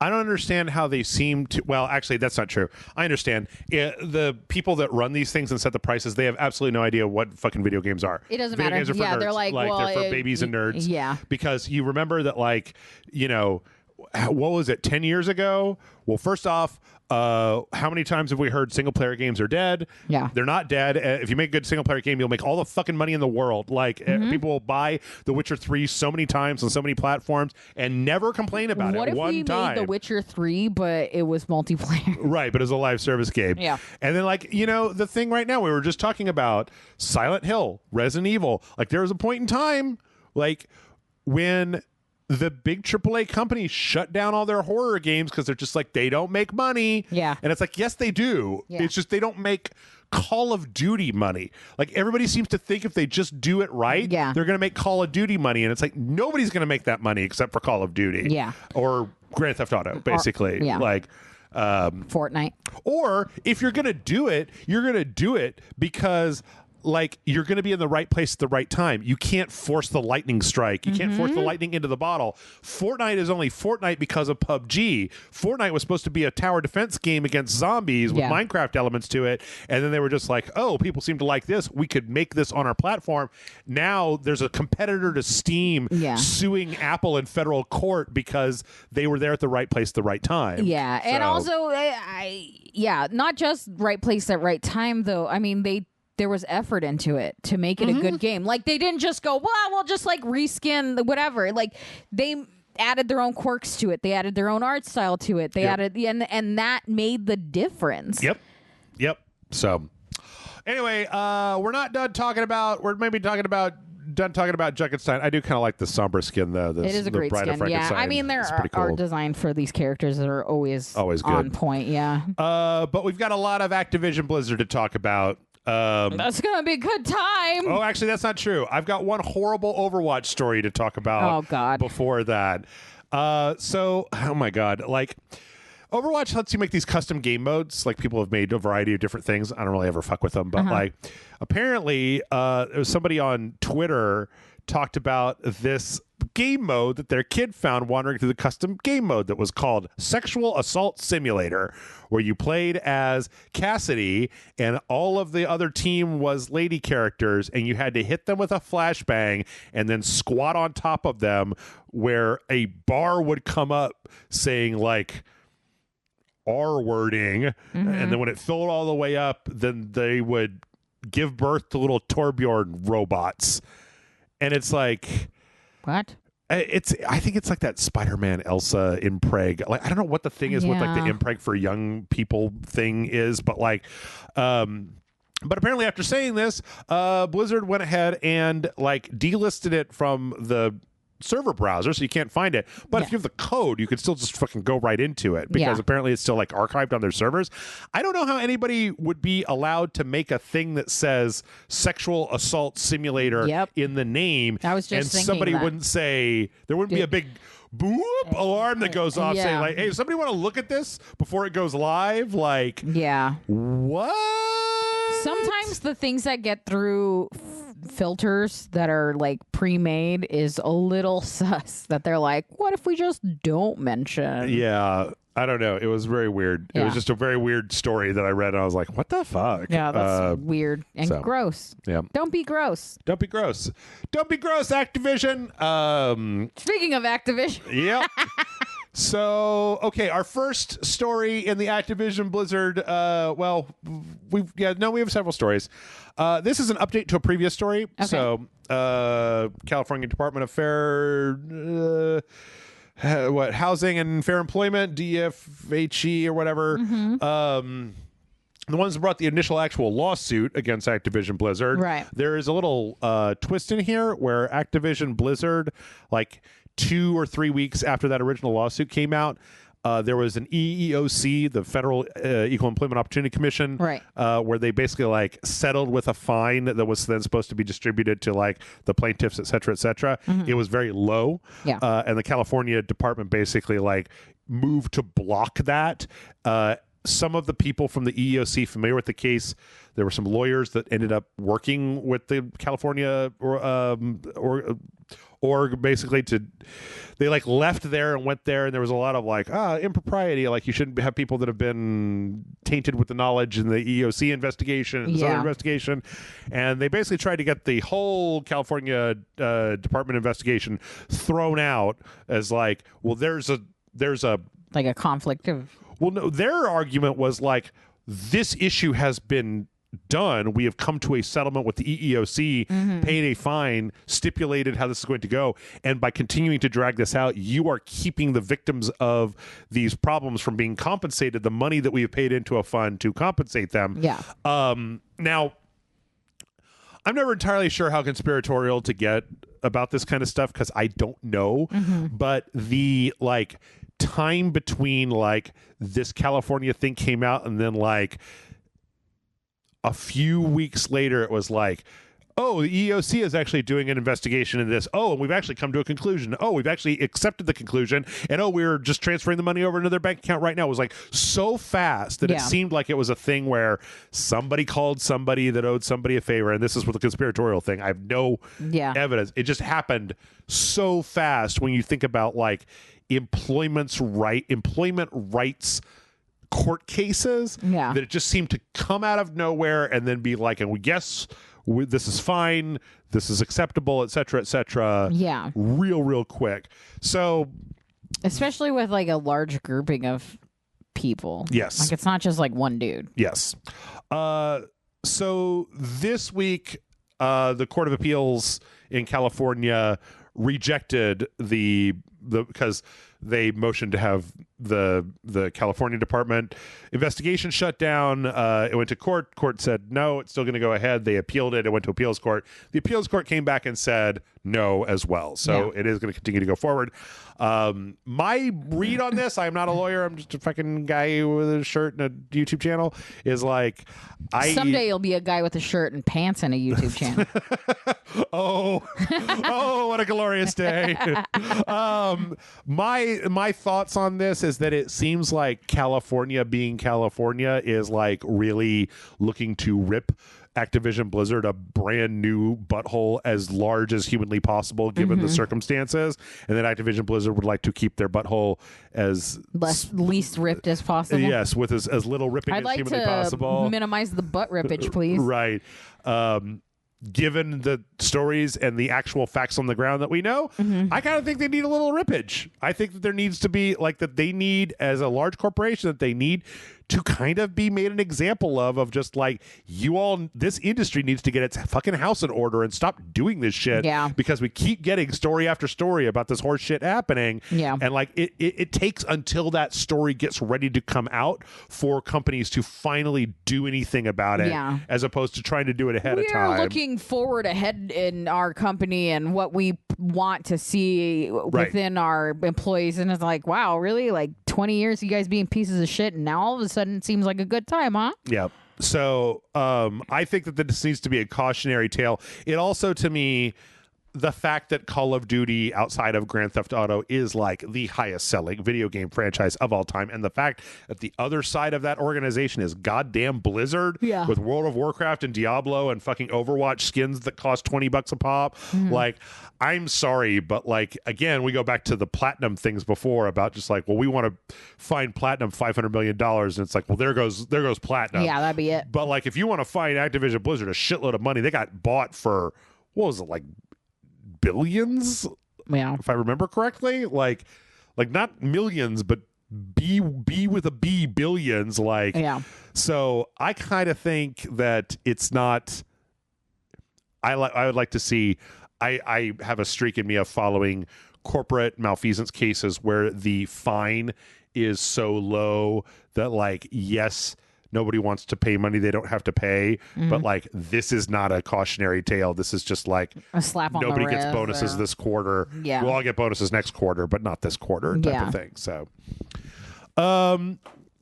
additionally, the new communications executive that took over after that last lady that we talked about left, Lulu Cheng Meservey, has been identified as the person last week who was in the Activision Blizzard Slack channel, basically like kind of making the case for, because the testers in Diablo for the new Diablo unionized last week, or they voted to unionize and it passed. Yeah. Was okay. I'm getting a little ahead of myself. There was a bullshit statement that was put up by Activision Blizzard, put up by this lady. It was put in the press release Slack channel for ABK, which is a Better King, which is kind of like the workers' rights org inside of Activision Blizzard. The workers and the people in ABK have basically filed a like union grievance against them as like, this is a press release for union related matters, not a place for you to make a case against forming a union. Yeah. Also, that particular Slack channel, the whole statement was talking about how like, oh, a clear and open channel with communication with management always like results in a better thing for workers. It could take a really long time if you're part of a union, blah, blah, blah. That Slack channel was limited and all employees could do was post emojis. They literally couldn't reply to the message. And apparently they just like the devil emoji was just like the thumbs down and all the bad emojis were there. Like, so yeah. And then apparently also this lady on Twitter is just like, she's just fucking tweeting through it, man. She's like doesn't give a shit. Like people keep kind of coming at her on Twitter. She's just like people called her like right wing, and she's like, well, why am I right wing? Just because I don't think that unions are a good solution. People are like, yes. No, yeah, I mean that's definitely like a right wing stance. So yeah. I'll say the same thing I said last week, which is that this lady, or the idea that it's like, oh, well, when you communicate directly with management, everybody gets a higher salary, is like fundamentally untrue. Yeah. Like, look at the pay scale go down on the graph, untrue, not like a, you know. Yeah. I was listening to an article one time where it was talking about how in the like late 90s and early 2000s, corporate profits went up and prices slowly went up, but workers' wages remained stagnant, which is like unheard of in economics. Like if prices go up, you tend to get inflation, but there was very little inflation around that same time. And the reason, the most commonly accepted reason was because there was, after the financial crash, the housing crash, workers had no rights and no ability to ask for more money and had to just accept whatever was offered from management. And so it kept workers from demanding better pay because there just weren't people needed jobs to be able to afford like food. Trying to fucking live. Right. Yeah.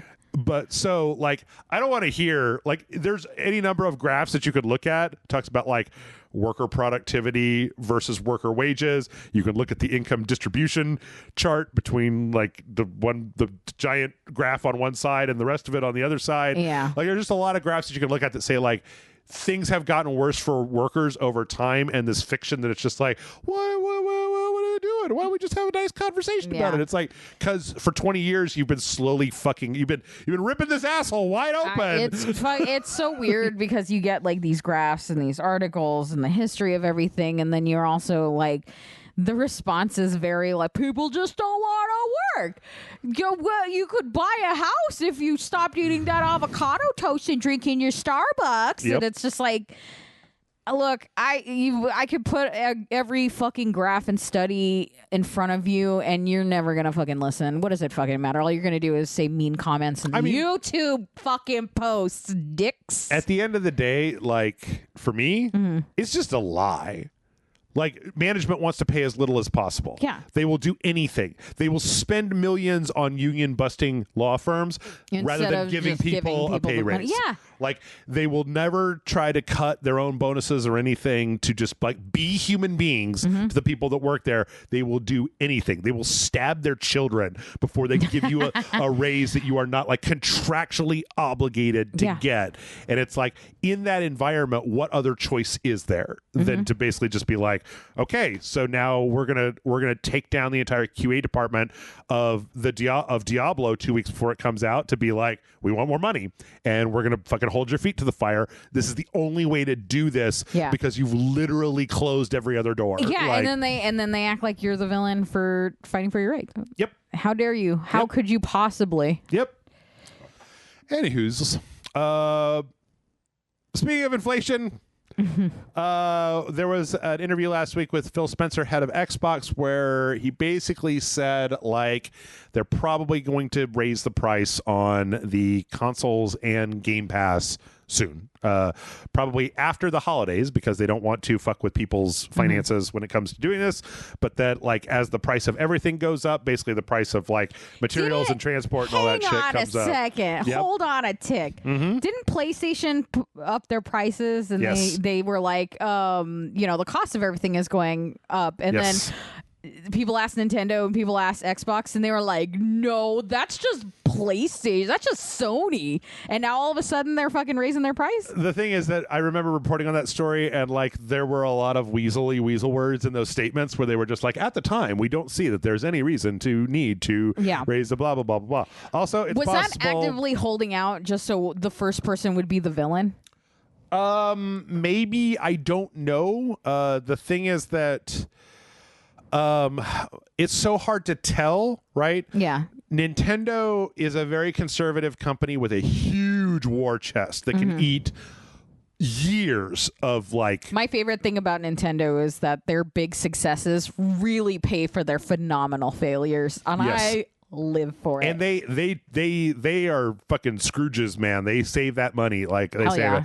And then Microsoft, it's hard to tell because Microsoft also gets a piece of every single computer that gets sold with the operating system on it. Like, Microsoft is an insanely wealthy company. So it's hard to tell. I think that at this point, like, the thing is that raising the price of Game Pass Ultimate, the one that gives you both console and the PC and Xbox Live and EA Play and Ubisoft Plus, is $15 a month. Yeah. Like, I've been waiting for a long time for them to raise the price on that because the value on that has kept going up and that price has stayed exactly the same. So, like, I don't mind that. When it comes to the consoles, I don't know if they have as much of a leg to stand on because, like, last time I checked, you can go to stores and buy an Xbox. Yeah. Like, they're not exactly, like, selling every single one of them that goes onto the shelves immediately. Yeah. Like, the PlayStations are still kind of doing that. Maybe that's the time to do it because it's not going to, like, they're already stagnant. So you're not getting, like, people are, like, clamoring for it, and then you're going to raise the price. Now nobody wants it, and you're, people are buying, but they're not buying a lot. And now if you waited too long, that's on you. It's also worth saying that, like, over the next 2 years, this is maybe a very strange thing that I don't know if we've touched on yet on the podcast. Over the next 2 years, it is very, very possible that the Xbox Series X will become, like, is going to be in a different position than it is right now.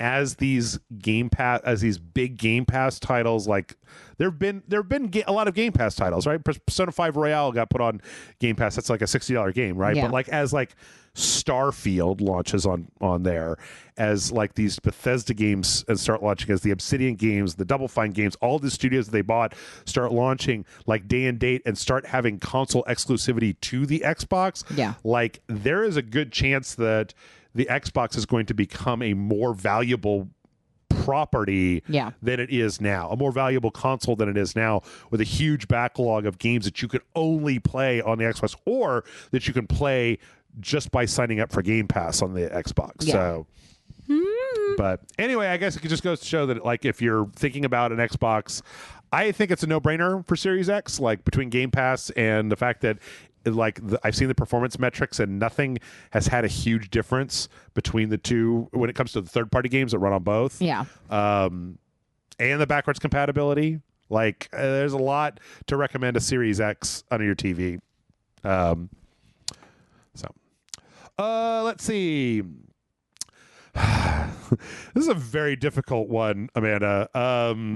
So, Disco Elysium is a game that people like. It was created by this, like, Estonian art collective. Did we talk about this when they left? Okay. So one of those writers that left, like, their collective after they left just disbanded. And part of it was in a statement they talked about how, like, they didn't want there to be two ZAUMs in the world, like ZAUM, the art collective, and ZAUM, the interactive developer. Yeah. So they just kind of, like, broke apart. Well, it turns out one of their primary writers for Disco Elysium, Robert Kurvitz, is suing the ZAUM studio that still exists. Mm-hmm. And apparently the publisher for the game is like backing him on this. So there's like this whole thing. I don't have very much more information on what I just said. Yeah. This whole thing seems like a bunch of fucking communist hippie artists that just somehow managed to cobble together like a game that then ended up being so much more popular than anybody ever could have thought. Yeah. Like it didn't just end up being a fucking $20 Steam game that sold moderately well and paid everybody's rent for a couple of years. Yeah. Like it ended up being this like phenomenon that was winning Game of the Year awards. Starving artists with ideals and morals get success and money? Right. Some of them turn out to not be who we thought they were. Or what happens when, like, you know, the communist collective that was living in like abandoned warehouses and wrote this universe hires a company to transform their crazy thoughts into a playable video game. Yeah. And then that video game becomes very successful. And then that game developer is like, okay, come on, crank out the next story. And they're just like, oh, you know, I don't like, it's like, well, we're thinking the next one I think should be like, you know, set in the year 4 billion. And there's not even people anymore. It's just like sentient rats made of light. And, you know, but they're past communism entirely. And people are like, no. Yeah. Get the guy with the cop and make another one or a prequel with the other guy. And they're just, oh, no, we're tired of that. We're moved on, man. And I get the feeling also that a lot of this this whole organization was probably developed with like handshake deals and like verbal agreements over fucking mescaline on a Friday night kind of thing. So we'll see. Like how RageSelect was built? We couldn't afford mescaline. Mescaline, come on. Flaming Dr. Peppers. So yeah, we'll find out more about this eventually, but it's interesting to see this whole thing devolve into like a weird capitalist nightmare from the people that made their anti-capitalist. I know. That's kind of a bummer. So, let's see. Are we out of the capitalism zone yet? Yeah, we're getting there. Okay. So this week we got the news that the co-founders of Rocksteady, Sefton Hill and Jamie Walker, are leaving. So Justice League Kills the Suicide Squad is pretty much done. Like all the reports have been that it is finished. Mm-hmm. And so these two guys are kind of like have been working here since the inception of the company. There's actually a third guy that's been there that's taking over. His name is Nathan Burlow. And it just sounds to me like guys who have had a fair amount of success in the video game industry probably have like their houses paid off and a good nest egg, and they're just like, I want to go enjoy life. I want to go make an art collective and make some kind of weird game about rats made of light in the year 4 billion, right? I don't want to keep pitching it. It's not going to happen, Jeff. I keep, the fact that they've made the 3 best Batman games that exist, and then they have made, whether it's good or not, the Suicide Squad game. It seems like Rocksteady. I also wouldn't be surprised if there was a story where they were just so like, we went to Warner Brothers. We were like, we want to make a shooter about World War II paranormal investigator in the trenches. And they're like, no, you're making the Flash game next. Like, you guys make the DC games, make that other game. Because Suicide Squad Kills the Justice League seems like it could have been fun, but it also feels... I've seen a lot of corporate pushing towards the Suicide Squad and their characters over the years. So nobody really cares about Captain Boomerang, but we got to have him in everything. So nobody cares about Captain Boomerang? Hang on. No, I'm just kidding. Yes. Let's see from there. Speaking of games that are finished, we got the news that the next Dragon Age game, Dragon Age Deadwolf, has now reached alpha status, which means that the game is playable from start to finish. Not complete, but it's like playable. Like the whole thing is done, and now comes the time of creating the assets and tuning and going back and retooling stuff. And making it beautiful. Yes. So for anybody who's looking forward to Dragon Age, they also very specifically said you guys really should tamp the brakes a little bit on getting excited about Mass Effect, because that is still... That's like after we're done with this one and we're just getting started here. Don't worry. So. I'm long past the point of getting excited about Mass Effect. What? You mean our full playthrough of Mass Effect Andromeda didn't just like get you all hyped up for more Mass Effect? Did we do a full playthrough? No, we stopped at like episode 4 because we're like, did this we is boring. ripcord that? I greatly Boring. remember ripcording It that. was one of like 3 things in the history of RageSelect. It's like Mass Effect Andromeda, Agents of Mayhem, and The Witcher 3. And Portal 2 at the very beginning where we were just like 3 episodes in like, I'm not having a good time. We have to stop. That is a tough one. We must stop. So I was at 50% of the playthroughs that have been dropped. What the fuck? What is 50%? What are percentages? Yes. In other news, speaking of medieval action games, we got the news this week that the original Witcher is getting fully remade in the Unreal 5 engine by a third-party studio called Fool's Theory. I sure hope they don't make the Asian characters look more Asian. They would make me really upset. I feel like it's just gonna be in the middle of the night, and you and John are watching the Guillermo del Toro thing. You're just like, ain't no fucking wrong. I can't get over it. I'm sorry. Yeah, I mean, this is not like this is not the worst idea of all time. I mean, it makes sense. It's wildly popular right now. It's a great way to introduce people to the first game, especially because I feel assuming they actually put like effort and love into it. Well, here's the thing is that I've said this before. I think you and I have talked about this on the podcast briefly, is that, man, Unreal Engine 5 is like going to be changing shit, right? Because you know that like that engine is future-proofed, so you can just like CD Projekt Red has had all the problem with the Red engine that they used for Cyberpunk, right? Right. But it's like Unreal Engine 5 was built by fucking engine developers that made the most popular engine of all time from the ground up to work on these new systems, look fucking dynamite, let you turn on ray tracing and have it be all cool. Like they've got these like super textures, right? So that there's like super high resolution, but it dynamically only loads what you need. So you can close or far away. It's supposed to really work with. You and I have looked at a bunch of the things that people just cobbled together. There's that like Matrix demo that was just like, God damn, that looks good. So shit is cool. you take an existing game and you remake it in like the most industry standard, easy to work with engine that's out there. Probably not a bad idea. And I'd rather have that than just like, here's the PS4, we're making up res. We up-resed it, but it still kind of looks like garbage. Yeah. Especially for Witcher 1. Witcher 2 would probably be fine if they wanted to remake that, leave everything else the same. But Witcher 1 probably needs a little bit of love. I ain't going to play it, but, It needs love. Not from me. Not from me. Someone else. I'm Geralted. You love it. I don't want to. Geralted out. I was never the biggest Geralt guy in the world. Speaking of big updates, Fallout 4 is getting one last update for the Xbox Series X, PS5, and PC to upgrade the graphics, the load times, the frame rate, and everything to basically just make it like streamlined and nice, as pretty and high performance as humanly possible for the next gen consoles. Fallout 4 was still made when like 1080p was a standard, so let's run the textures through the filter. Let's make sure the frame rate's up to snuff. Blah blah blah blah blah. That's cool. Yeah. I don't think I'll ever play Fallout 4 again. Yeah. I played it like halfway through and was like, all right, I'm done. Yeah. Sony did a bad-o this week. What did you do, Sony? They tweeted a tweet which has since been deleted. Can you see it? Which PlayStation game cover are we zooming in on? And it turns out that it was really easy to figure out that they were zooming in on Bloodborne's game cover. And somebody needs to tell whoever runs social media, Sony, do not joke.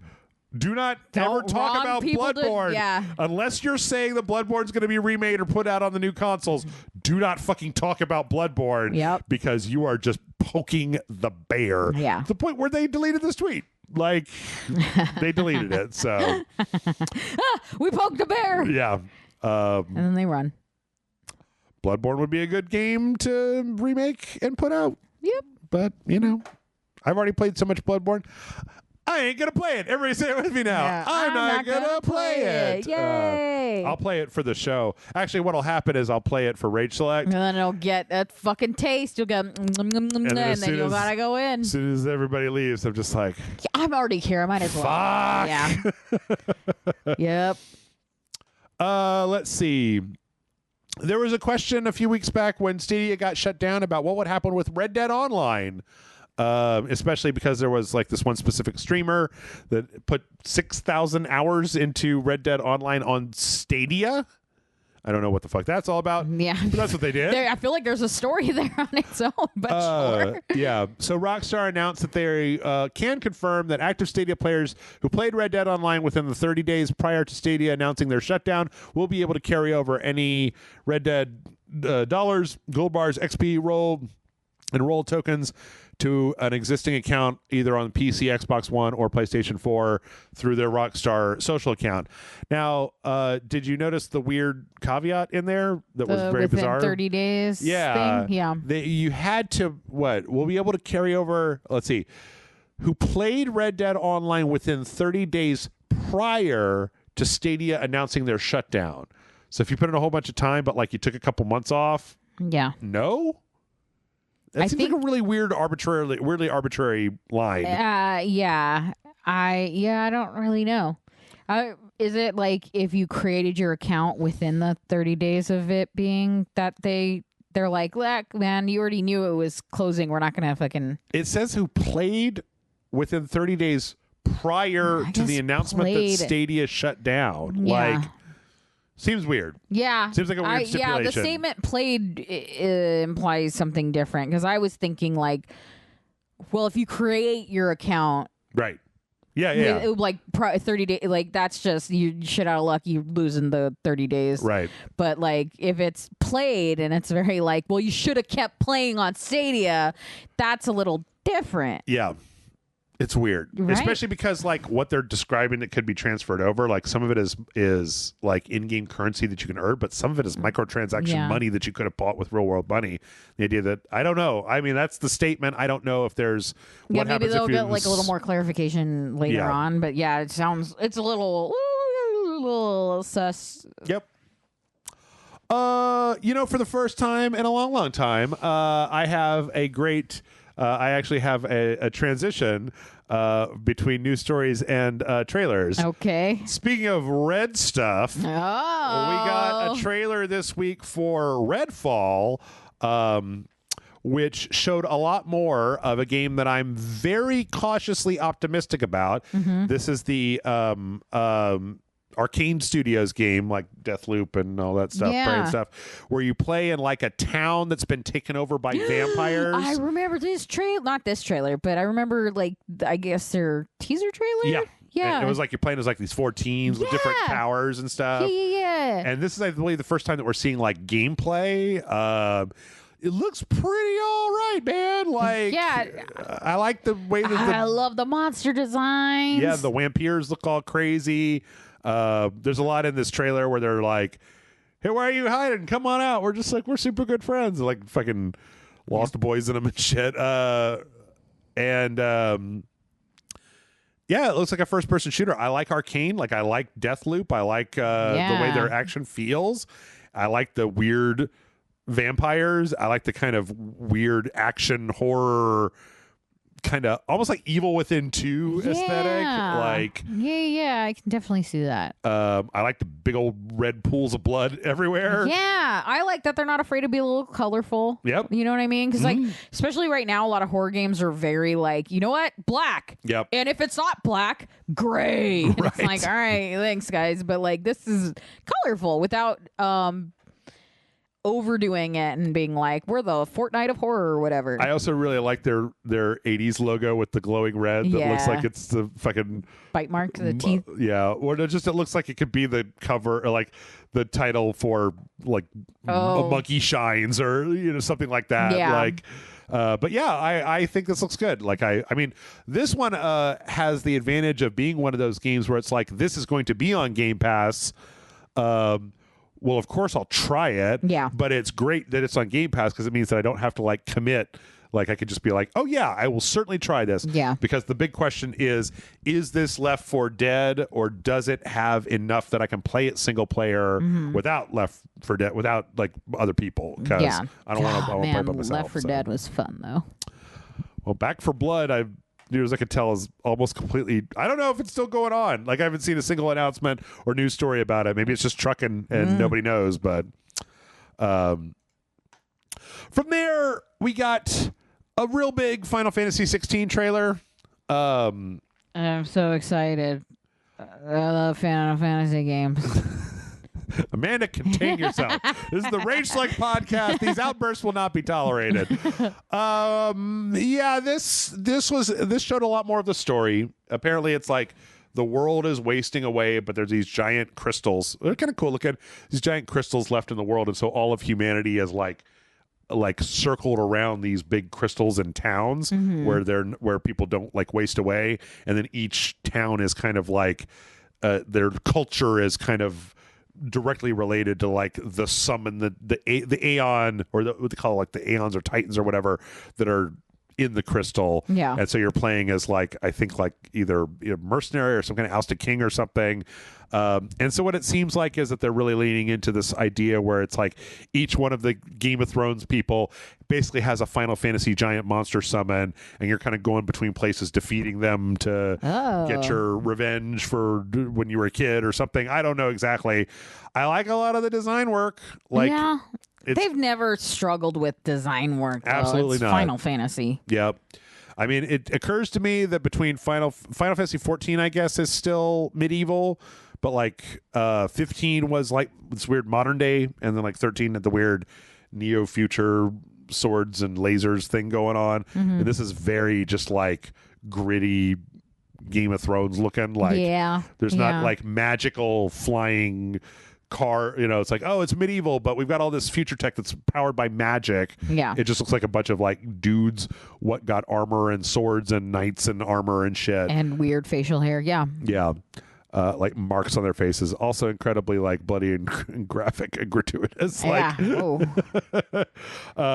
Terrifier 2 levels, but not that far off. You don't know. Maybe it's in there. Yeah, maybe Art the Clown is one of the songs. Giant Art the Clown. Can you imagine playing a game and then he just showed up? Boop. I can imagine playing like what's that one that's got like Wesker and Leatherface and Dead by Daylight. Oh yeah. Yeah, I can imagine him being in there if he's not already. I was gonna say Soul Calibur. That has a bunch of random characters in it, That's like Darth true. Vader and shit. But yeah, I mean, I'll say that like the graphics are not the problem, the voices aren't the problem, even the story concept is not the problem. Yeah. What I've seen of the way that the gameplay operates seems like it's just more of this. Square Enix really wants to do weird real-time battle systems, and I don't like them generally. So, but hey, man, People for seem to anybody like them though. who's just sick of negative Jeff being negative, like How'd you make it through this much of the podcast? I would like to like this game. Like, I used to really, really like Final Fantasy, and I used to play maybe this is like, the one. Maybe it is. I would love to be proved wrong. I'd love for them to get their shit together and make a real-time combat system that makes me care about all these wackadoodles and their struggles. So, yep. Word.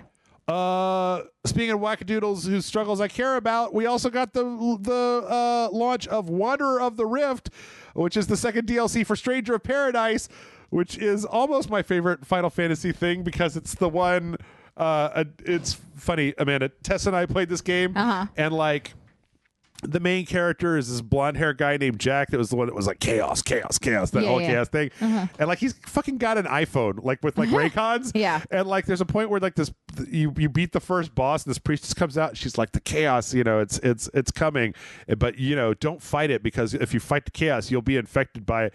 And it literally is just like bullshit. And he turns around and he taps his phone and like new metal starts playing and I'm just like, I love it. I love how stupid this asshole is. Like, he's so dumb. Nice. This one has Gilgamesh, who is a Final Fantasy mainstay guy. Yeah. I had to look him up because I forgot who this dumb asshole is. He looks cool, though. Yeah. He looks fun. So it's like kind of coming through these portals between this whole that thing. That shit looks like the donut from Everything Everywhere All at Once. Oh, yeah. Apparently they're putting in a thing where it's just like, it looks like challenge maps and some new enemies, like new different things, and then a new a new class. You can be a blue mage now. You know, if you're interested in Stranger in Paradise, I've seen a lot of people being like, this game rules and it sucks to play. Like this game rules. Like the story is so stupid that it's good. Yeah. But that it's just kind of a chore to play. Oh, like, man, that's a bummer. Little boring. And I'm like, that sucks. So we also got 9 minutes worth of God of War. Talking about for a second I thought you said 90 minutes. And I'm like, that's the whole fucking game, my guy. Yeah, so we're gonna go over it 1 minute at a time. No, they talk a lot in this about kind of like there's a couple of interesting key points I recommend everybody. Well, I don't know if you want to remain as as free from information as possible. Yeah. Don't. But like, here's some of the things that they said that I really liked. One, there were a lot of people in the last game that complained a lot about how the same enemies just were repeated over and over again. Mm-hmm. And they're like, we've gone to extensive work to make different enemies in every area that have their own kind of strengths and weaknesses, forcing you to kind of juggle up your play. They talked about how like you gamers are so fucking spoiled. Back in my day, when you would game, when you get to a different level, it'd just be a different color of the last character. Yep. Like, they're just all the same. I had no problems fighting as Kratos. It's so funny. Apparently, I appreciate the effort, and it's fine, the struggle. It's just funny because you know when you were a kid and it was just like you played Double Dragon, it was the same fucking characters over and over again. Ooh, we got some Double Dragon later. What? Yeah, nice. We'll get back to that. Apparently, you can switch out the shields. Like you can have like a specific like a blocking shield or a parry shield. Oh, that's cool. And apparently they've done a lot of works with the blades of chaos to make them so that there's like different, like you can use it to traverse the environment by like throwing it on ledges. You can use it to grab enemies and pull them towards you. You can use it to pull yourself towards enemies. There's a lot more like using that for more like battlefield management than just like a longer range like it kind of was in the first one. Yeah. All in all, everything they said sounded great, and all the footage they showed looked fucking badass to play. This game is like 2 weeks out, and I want to play it. Hyped? Play it. Oh yeah. Like they did a good job. They did a really good job with the first one, and that to me earns you a free pass for the sequel. If it's the same team. Now, if you let me down in the sequel, then I'm like, meh. Then it goes from excited to wary. Everything looks good. I mean, it looks like what the other one was. Yeah. So I don't know. It's probably going to be, at worst, it's going to be more of the same. Yeah. It's a combat trailer, right? So like the big I can tell the difference because I'm super familiar with the first one. Right. And then like of course, the thing that's going to make you care the most about the story is going to be the story, and they're not talking about the story; they're talking about blapping on dudes with the fucking shield. So, I haven't played a God of War game since 2. This one was really good, really good. I know, really good. We also got 7 minutes of One Piece Odyssey, which is the One Piece game, the One Piece RPG that's coming out.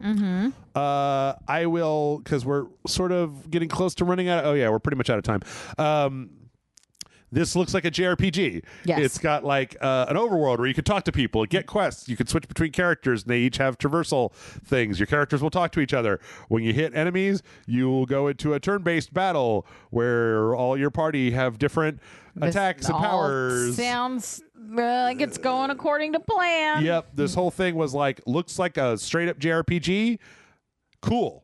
It looks like a One Piece JRPG. Yeah, if you're a fan of One Piece, probably for you. Probably for you. I will say that seeing this come on the heels of Dragon Ball Kakarot gives me hope that the next we just turned your favorite franchise into a JRPG game might be for a franchise that I like, as opposed to like what are you hoping for? Where's your heart? Hard to say. I mean, like My Hero Academia is always on the table. Like, I would really like a My Hero Academia one, but Fire Force would probably be very good for this sort of thing. Yeah. Because you could have a spinoff with a different place. All of the best franchises that I like would be fine with spinoffs, right? Yeah. Like, you could take a Fire Force, you could take My Hero Academia. Not like, you couldn't do it with Mob Psycho, you couldn't do it with Chainsaw Man, you couldn't do it with, some of the other ones. But like, yeah, I think My Hero Academia, if somebody would just get on it and make like a good game, would have a like, oh my God, it would be perfect to make your own character that then goes to the fucking high school and interacts with other people in the JRPG thing, and you've got to go on missions. You know, I can write that game. I've played that parts of that game. You know, everyone has that game in their heart right now, right? Like, and the fact they tried to do it with the One Punch Man game, but that's like, but they fucked it up because One Punch Man is about Saitama. It's not about Genos. It's not about Terrible Tornado. It is about the One Punch Man. And I think you could make a really awesome comedy game about One Punch Man. Yeah, for sure. But you have to do it right. And they didn't do it right. They were just like, what if you're a guy in the One Punch Man universe? It's like, that is uninteresting. The most interesting part of this universe is being the One Punch Man. Yeah. So, but My Hero Academia has a lot of different characters. They're all charming. You love all of them by the end of any season. And so making a character creator that lets you pick between like 4 or 5 different archetypes and then giving you the ability to choose like a different like costume with a different thing, you know, make your character and then like go make a costume and then like you get more things you can put on your costume and there's like, oh, you're going to have to go get your certificate to do hero work and then you're going to get to pick which house you go. I mean, like, oh my God, it would be so easy. Yeah. And it would be fun too to do a JRPG style because then you wouldn't have to make it into a third person action game. So you could do more radical powers and bigger set pieces when you do your limit break special attack. So just contact you directly with I'm here, man. Yeah. I'm riding it. I'm right here. I'll do it. Don't make me. Don't. New Tales from the Borderlands got an official launch trailer. Yay. I think that this game, I never played the first one. I think you would really like this game. Yeah. I used to love Borderlands, and then I got older and it stayed the same, and I was like, this makes me feel gross. The thing is that I keep watching these videos for Tales from the Borderlands, and they keep making me laugh when I'm watching them. Like in the beginning, this thing starts out where this guy is like talking to the two, this like waitress and then this like scientist lady, and he's like, you guys, and the lady's like, women. He's like, you women. It's like, just say y'all. Like, it seems like it's got really sharp writing. And I like the fact that they've got, you know, I kind of like this diner waitress in a wheelchair with the heavy weapon who's like the heavy, you know, and this kind of like the street kid and this like nerdy scientist. And it seems like the whole thing is built around like being very funny without any of the grindy Borderlands bullshit, which is what I got tired of doing, was the like shoot looking for purple guns so I can get plus 2% to shock damage. And this is just like, but what about this goofy world, and what if we wrote a comedy in it?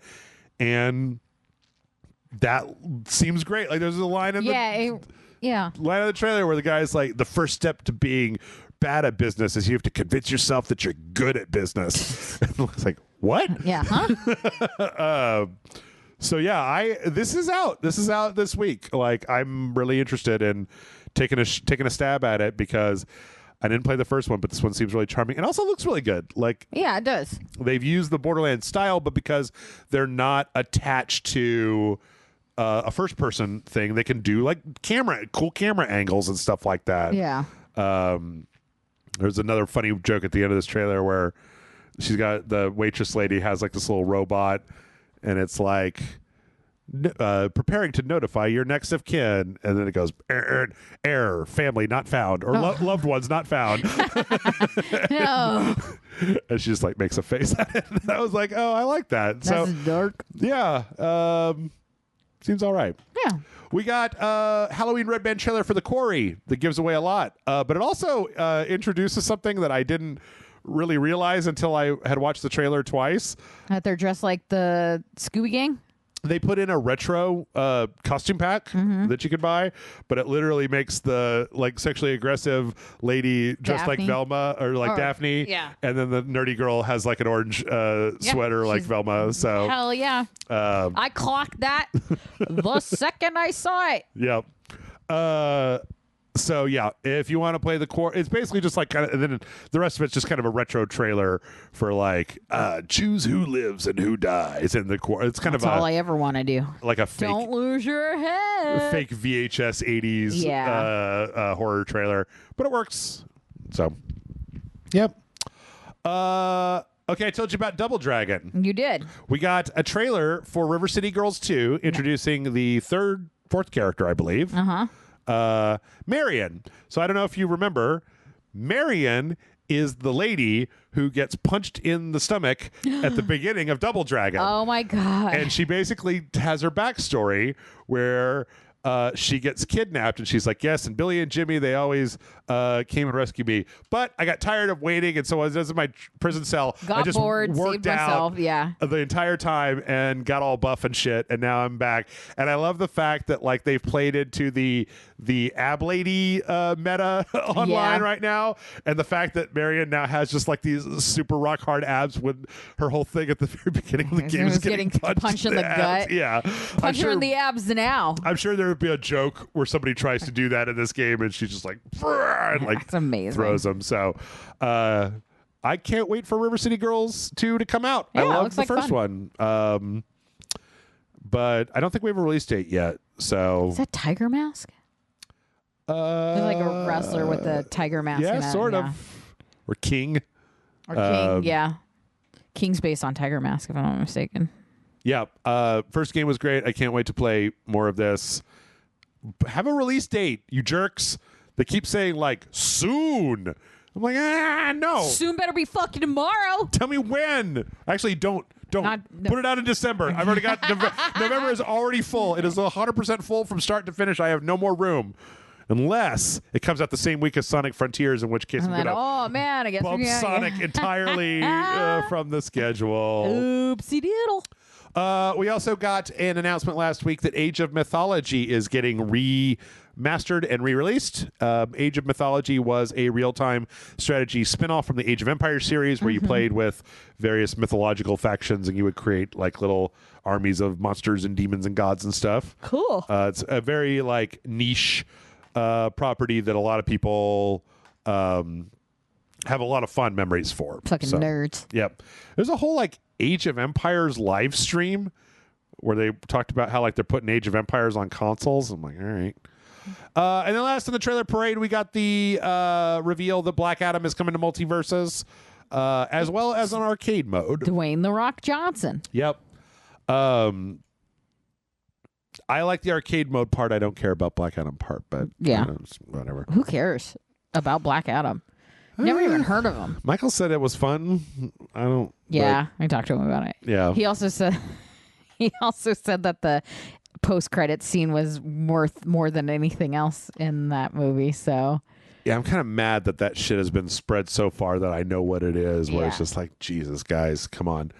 As if I needed another reason to dislike the Snyder hashtag Snyderverse people on Twitter. So. Have you talked about online anywhere about the James Gunn taking over DC? Nope. That's a movie. That's a movie thing, not a podcast thing.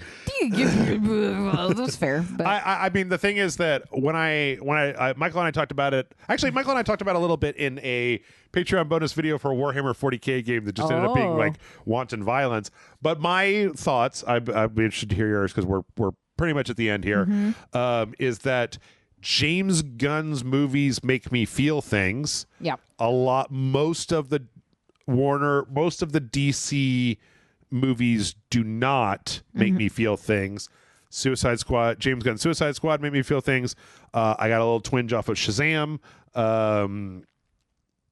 That's kind of it. Yeah. Like Aquaman was pretty, but at the end of the day, a little floofy. Yeah. Wonder Woman was fine, but it didn't really. It just went on for so fucking long. Everything kind of middling. Yeah. Like it's not terrible. Nothing's been like egregiously bad. It's just been like forgettable or kind of okay. The thing I've complained about a lot on this podcast, a lot of other places, I feel like there are a lot of movies out there that just don't seem to understand how to write a story with a beginning and a middle and an end, with a setup and a reminder and a payoff. And James Gunn, no matter what else you want to say, can do that shit in spades. Yeah. So like, I'm happy that he will be taking over because one, he seems to like superheroes, and two, he seems to like telling stories that I can resonate with. Yeah. So I don't know. You've thoughts? I've liked James Gunn's comic book based movies. I'm not one of the people that was like Guardians of the Galaxy is one of the best Marvel movies put out or anything like that. But I've definitely been like, okay, this is different and fun and good. Yeah.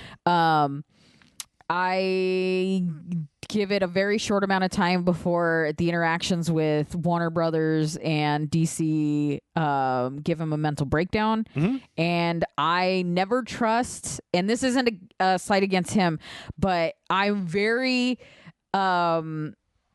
weary of trusting any filmmaker when the fans, especially the nerd fandom, start in on the he can do no wrong. Sure. Because it puts a weird pressure, it puts a weird standard, and it fucks things up real bad. It also almost always turns out to not be true. Well, first of all, everyone could do wrong. Like I'm a diehard Guillermo del Toro fan, and I will admit that not every movie he's come out with is great. Mimic. Just throwing it out there. I am a diehard John Carpenter fan, and Ghosts of Mars exists. Like, it's fine. Like, the people make bad movies, but you have to be willing to accept that they are not perfect. Yeah. And instead, the fans, especially the nerd fans, will just like everything they do is perfect. They're the only people that can do anything. And like, I remember having this argument with people about Joss Whedon for a while, where everyone was like, he's the only person that can do X, Y, and Z in comic books. And it's like, no, if you allow other people to come in, you will get better things, and you start creating this. So James Gunn's in a different position because he's not just like directing another movie. He's directing like the entirety of it. Yeah. And so that's going to be really interesting. But yeah, it's just a lot. I'm hopeful because there are great DC stories that can be told that haven't been yet. And I think of anyone, James Gunn's read them. So at least I know. Like, if I have to hear one more person that the only thing that they've ever fucking read when it comes to DC Comics is like Frank Miller's Batman, I'm gonna Dark Knight Returns. You know, it's funny. Michael and I were having this conversation, and we're like, you know what Zack Snyder would be great at? Yeah. Just making Dark Knight Returns. Yeah. Like, just making that story. Yeah, because that is his mentality for superheroes. 100%. And that's fine. It would look rad, but just like, please do not let him touch Superman. Yeah. He hates Superman. Okay, but hear me out. James Gunn was responsible for that one not Superman super. Yeah. No, not even super. The other with the little kid that had the Superman powers, that it's a horror movie. Oh, yeah. I don't check about. Was he like a producer or something? Brightburn or something? Brightburn, I believe. Something like that, right? Yeah. Well, I'm just saying that the only Superman thing James Gunn touched even a little bit was evil Superman. If you're somebody that I have this conversation with Michael all the time, if you are somebody that thinks that Superman would only be a bad guy, that's a red flag, my friend. That is a red flag. You're one of them, aren't you? Well, no. The thing is that my whole, now that I think about it, when I had this conversation, everyone, like we were talking before about how I'm like, oh, did you make a good game? Then you've got my support for your next thing. Yeah. Did you make a bad game after? Was the sequel bad? Well, then I'm like, now I've got a lot of like trepidation. Yeah. And then like, did you burn me twice? Okay, well now I don't give a fuck. And if you happen to do it good again, then I'll be like, oh look, the critics all said this was good, and then I watched it and I was like, oh, it's good. Yeah. Or played it, right? James Gunn, for me, his track record is better than anybody else when it comes to just movies, like just making movies. He tends to know how to do beginning, middle, and end.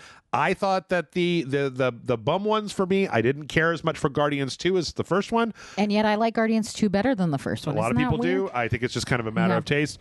The second, and then I thought that the Peacemaker show was fine.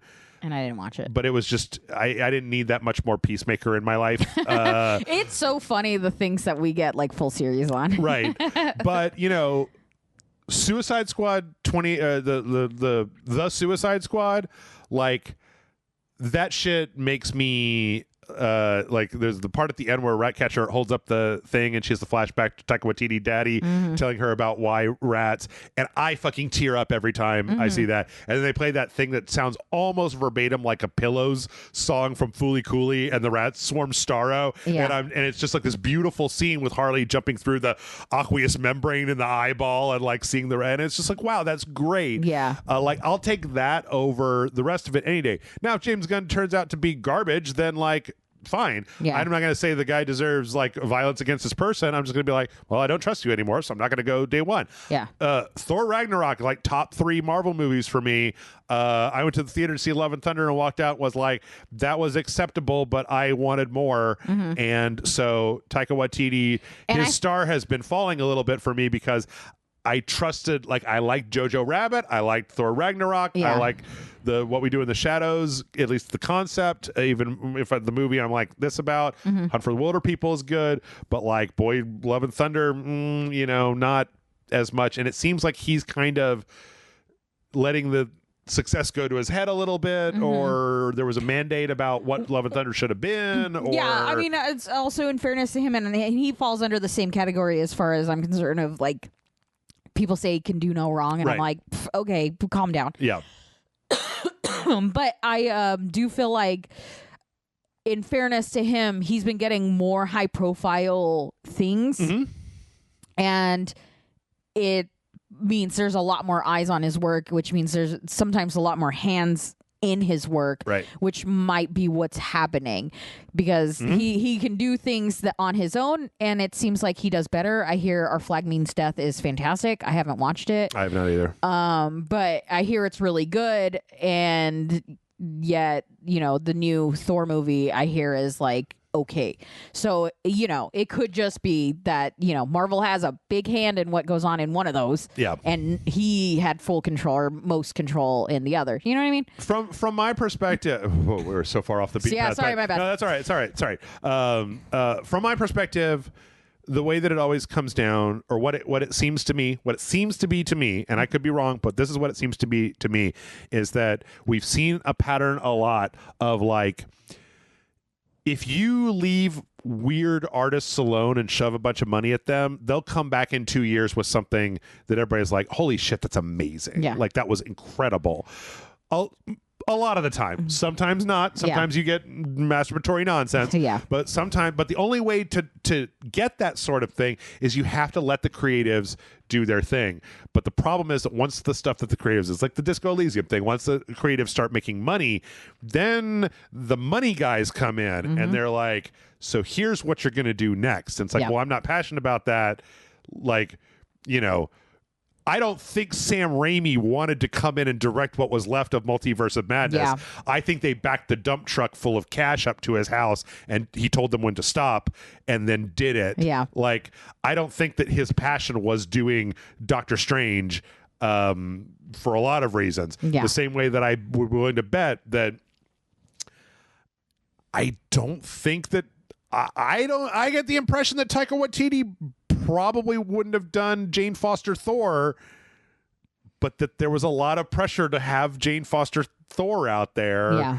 So I don't know. Like, I think that we've reached a point where there's a lot of meddling happening. Like, on the other side of the scale, you get something like, I've thought a lot about Lord of the Rings recently, and think a lot about the Hobbit movies, where like Peter Jackson had such a good personal time making the first 3 movies. And they're like, what if we made the Hobbit into a trilogy? That somebody should have gone, no. I have read the Hobbit. There is not a trilogy there to make. You will make 1 2.5 hour movie with a special edition that's 3 hours long. The end. Like that was a very clear case of like the business decision ruining the artistic vision. Because then you have to like stretch something out that shouldn't have been stretched out. But sure. you want to give weird shit to strange people and let them do whatever the fuck they want to. And that could be the slogan. I love that. You want to give weird shit to weird people. Like, let them do what they want. It's fantastic. You know what? One of my most anticipated. Well, first off, I could make a whole visual essay a video essay about fucking how that applies to anime and manga in really interesting ways. But like, one of the most anticipated movies that I have between now and the end of the year is fucking Glass Onion. Oh my God, yes. Because what the fuck? Like, the fact that Rian Johnson had whatever cachet he had to be able to just be like, you know what I want to do? I want to have James Bond have a Southern accent, and I want to make a weird murder mystery where you know who the murderer was, like in the first 10 minutes, and then like it's all about the murderer and the like person who thinks they're the murderer and this weird detective teaming up with this group of rich people. And I want Jodie Foster, or I want not Jodie Foster. I want Jamie Lee Curtis. And I want everybody. I want you to spend like Don Johnson, $60 million on casting, and 100%. I want to fill this room up with just all like of the people. Fantastic actors. Oh my God, are you kidding me? Glass Onion's Angela Lansbury's last film role. Oh, I didn't know that. Yeah. I didn't know that. Fuck, and J.B. goddamn Fletcher's last movie role is going to be in a whodunit? God, like, kill me. That's amazing. Like, that's coming out in theaters in November and Netflix in December. I'm going to watch it in the theater. Like, I'm not waiting, motherfuckers. I will pay to go watch that in theater because Knives Out was one of those movies where I would just be like, I'm bored. What should I do? Put on the second half of Knives Out and watch it, you know? Great. Had a great time. Yeah, I think it's fantastic. Anywho, all right. Video games. Yeah, we're going real fast here because we're now like way over. V Rising, which I have to remind everybody came out this year and is fucking awesome, is free to play for Halloween. It's got some Halloween DLC. It's going to be free to play from now through November 1st. So I guess when this podcast comes out, you'll have 2 days. Yeah. Get going. But it is a fun game, and I highly recommend everybody try it out. Nice. Wolong Fallen Dynasty, which is Team Ninja's next big Souls-like game, has a release date of March 3rd of 2023. Nice. It had a demo that has been getting very good buzz. It says it does for Chinese mythology what Neo did for Japanese mythology. Capcom's financial report for this year basically goes through Q1 of next year, which is March. Q4 of the fiscal year ends in March of the next year. And Street Fighter 6 is not on that list. So it will not be coming out this year, and it will not be coming out in the first quarter of next year. It will probably be sometime after that, probably in April, somewhere around there, because RE4 Remake is coming out in March. Yeah. Which means that this will be coming out. I don't think Capcom is stupid enough, unlike Square Enix, to put two hugely high-profile things up against each other. There's no reason to compete with yourself. Week to week.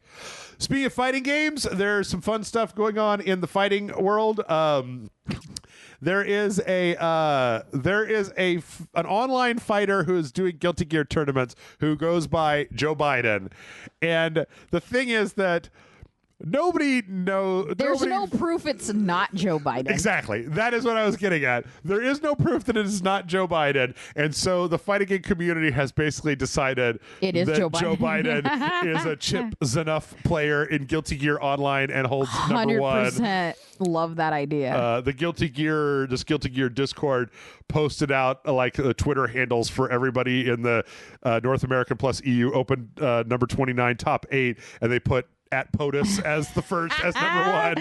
Confirmed. Yes. That's amazing.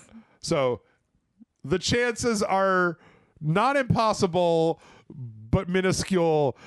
But oh my God, what if it turned out to be true? That'd be kind of funny. I'd be mildly pissed. The amount of game time we'd have to be like number 1 at a game like that. Maybe he's just been doing it for a long time, you know? He's just like cracking down. Eating ice cream, playing games.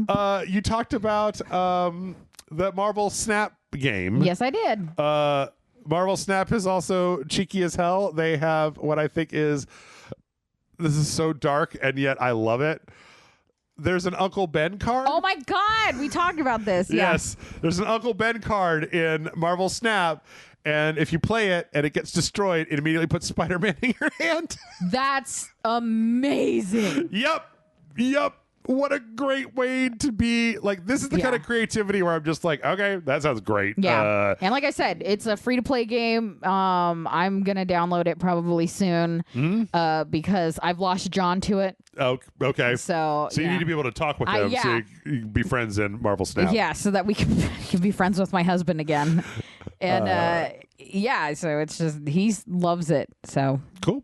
And last but certainly not least, make sure to check your candy this year because according to Adafruit Industries, you never know whether your Milky Way will have Doom running on it. God damn it! There's a YouTube channel that made a little Milky Way that has a little screen with Doom running in it. Doom on it. Yeah. I love the meme.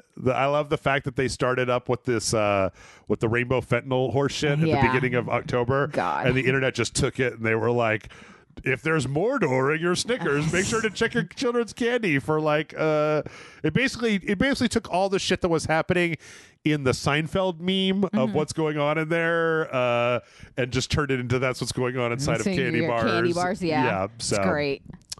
That's it. That's our podcast. So much podcast. That was a lot of podcasts. But it was, I'd like to think, Amanda, that I didn't break my promise. It was appropriately spooky themed. It was pretty spooky themed. For October 31st podcast. So, or what day is Sunday? 30th. 30th. That's my brother's birthday. Happy birthday, Kevin. Are you listening? Are you listening? Oh, shit. Comment if you're listening. Shit. That's it. Patreon.com/RageSelect. Trick or treat. Smell my feet. Give me something good to eat. Get the fuck out of here. I don't care. Bye. Bye.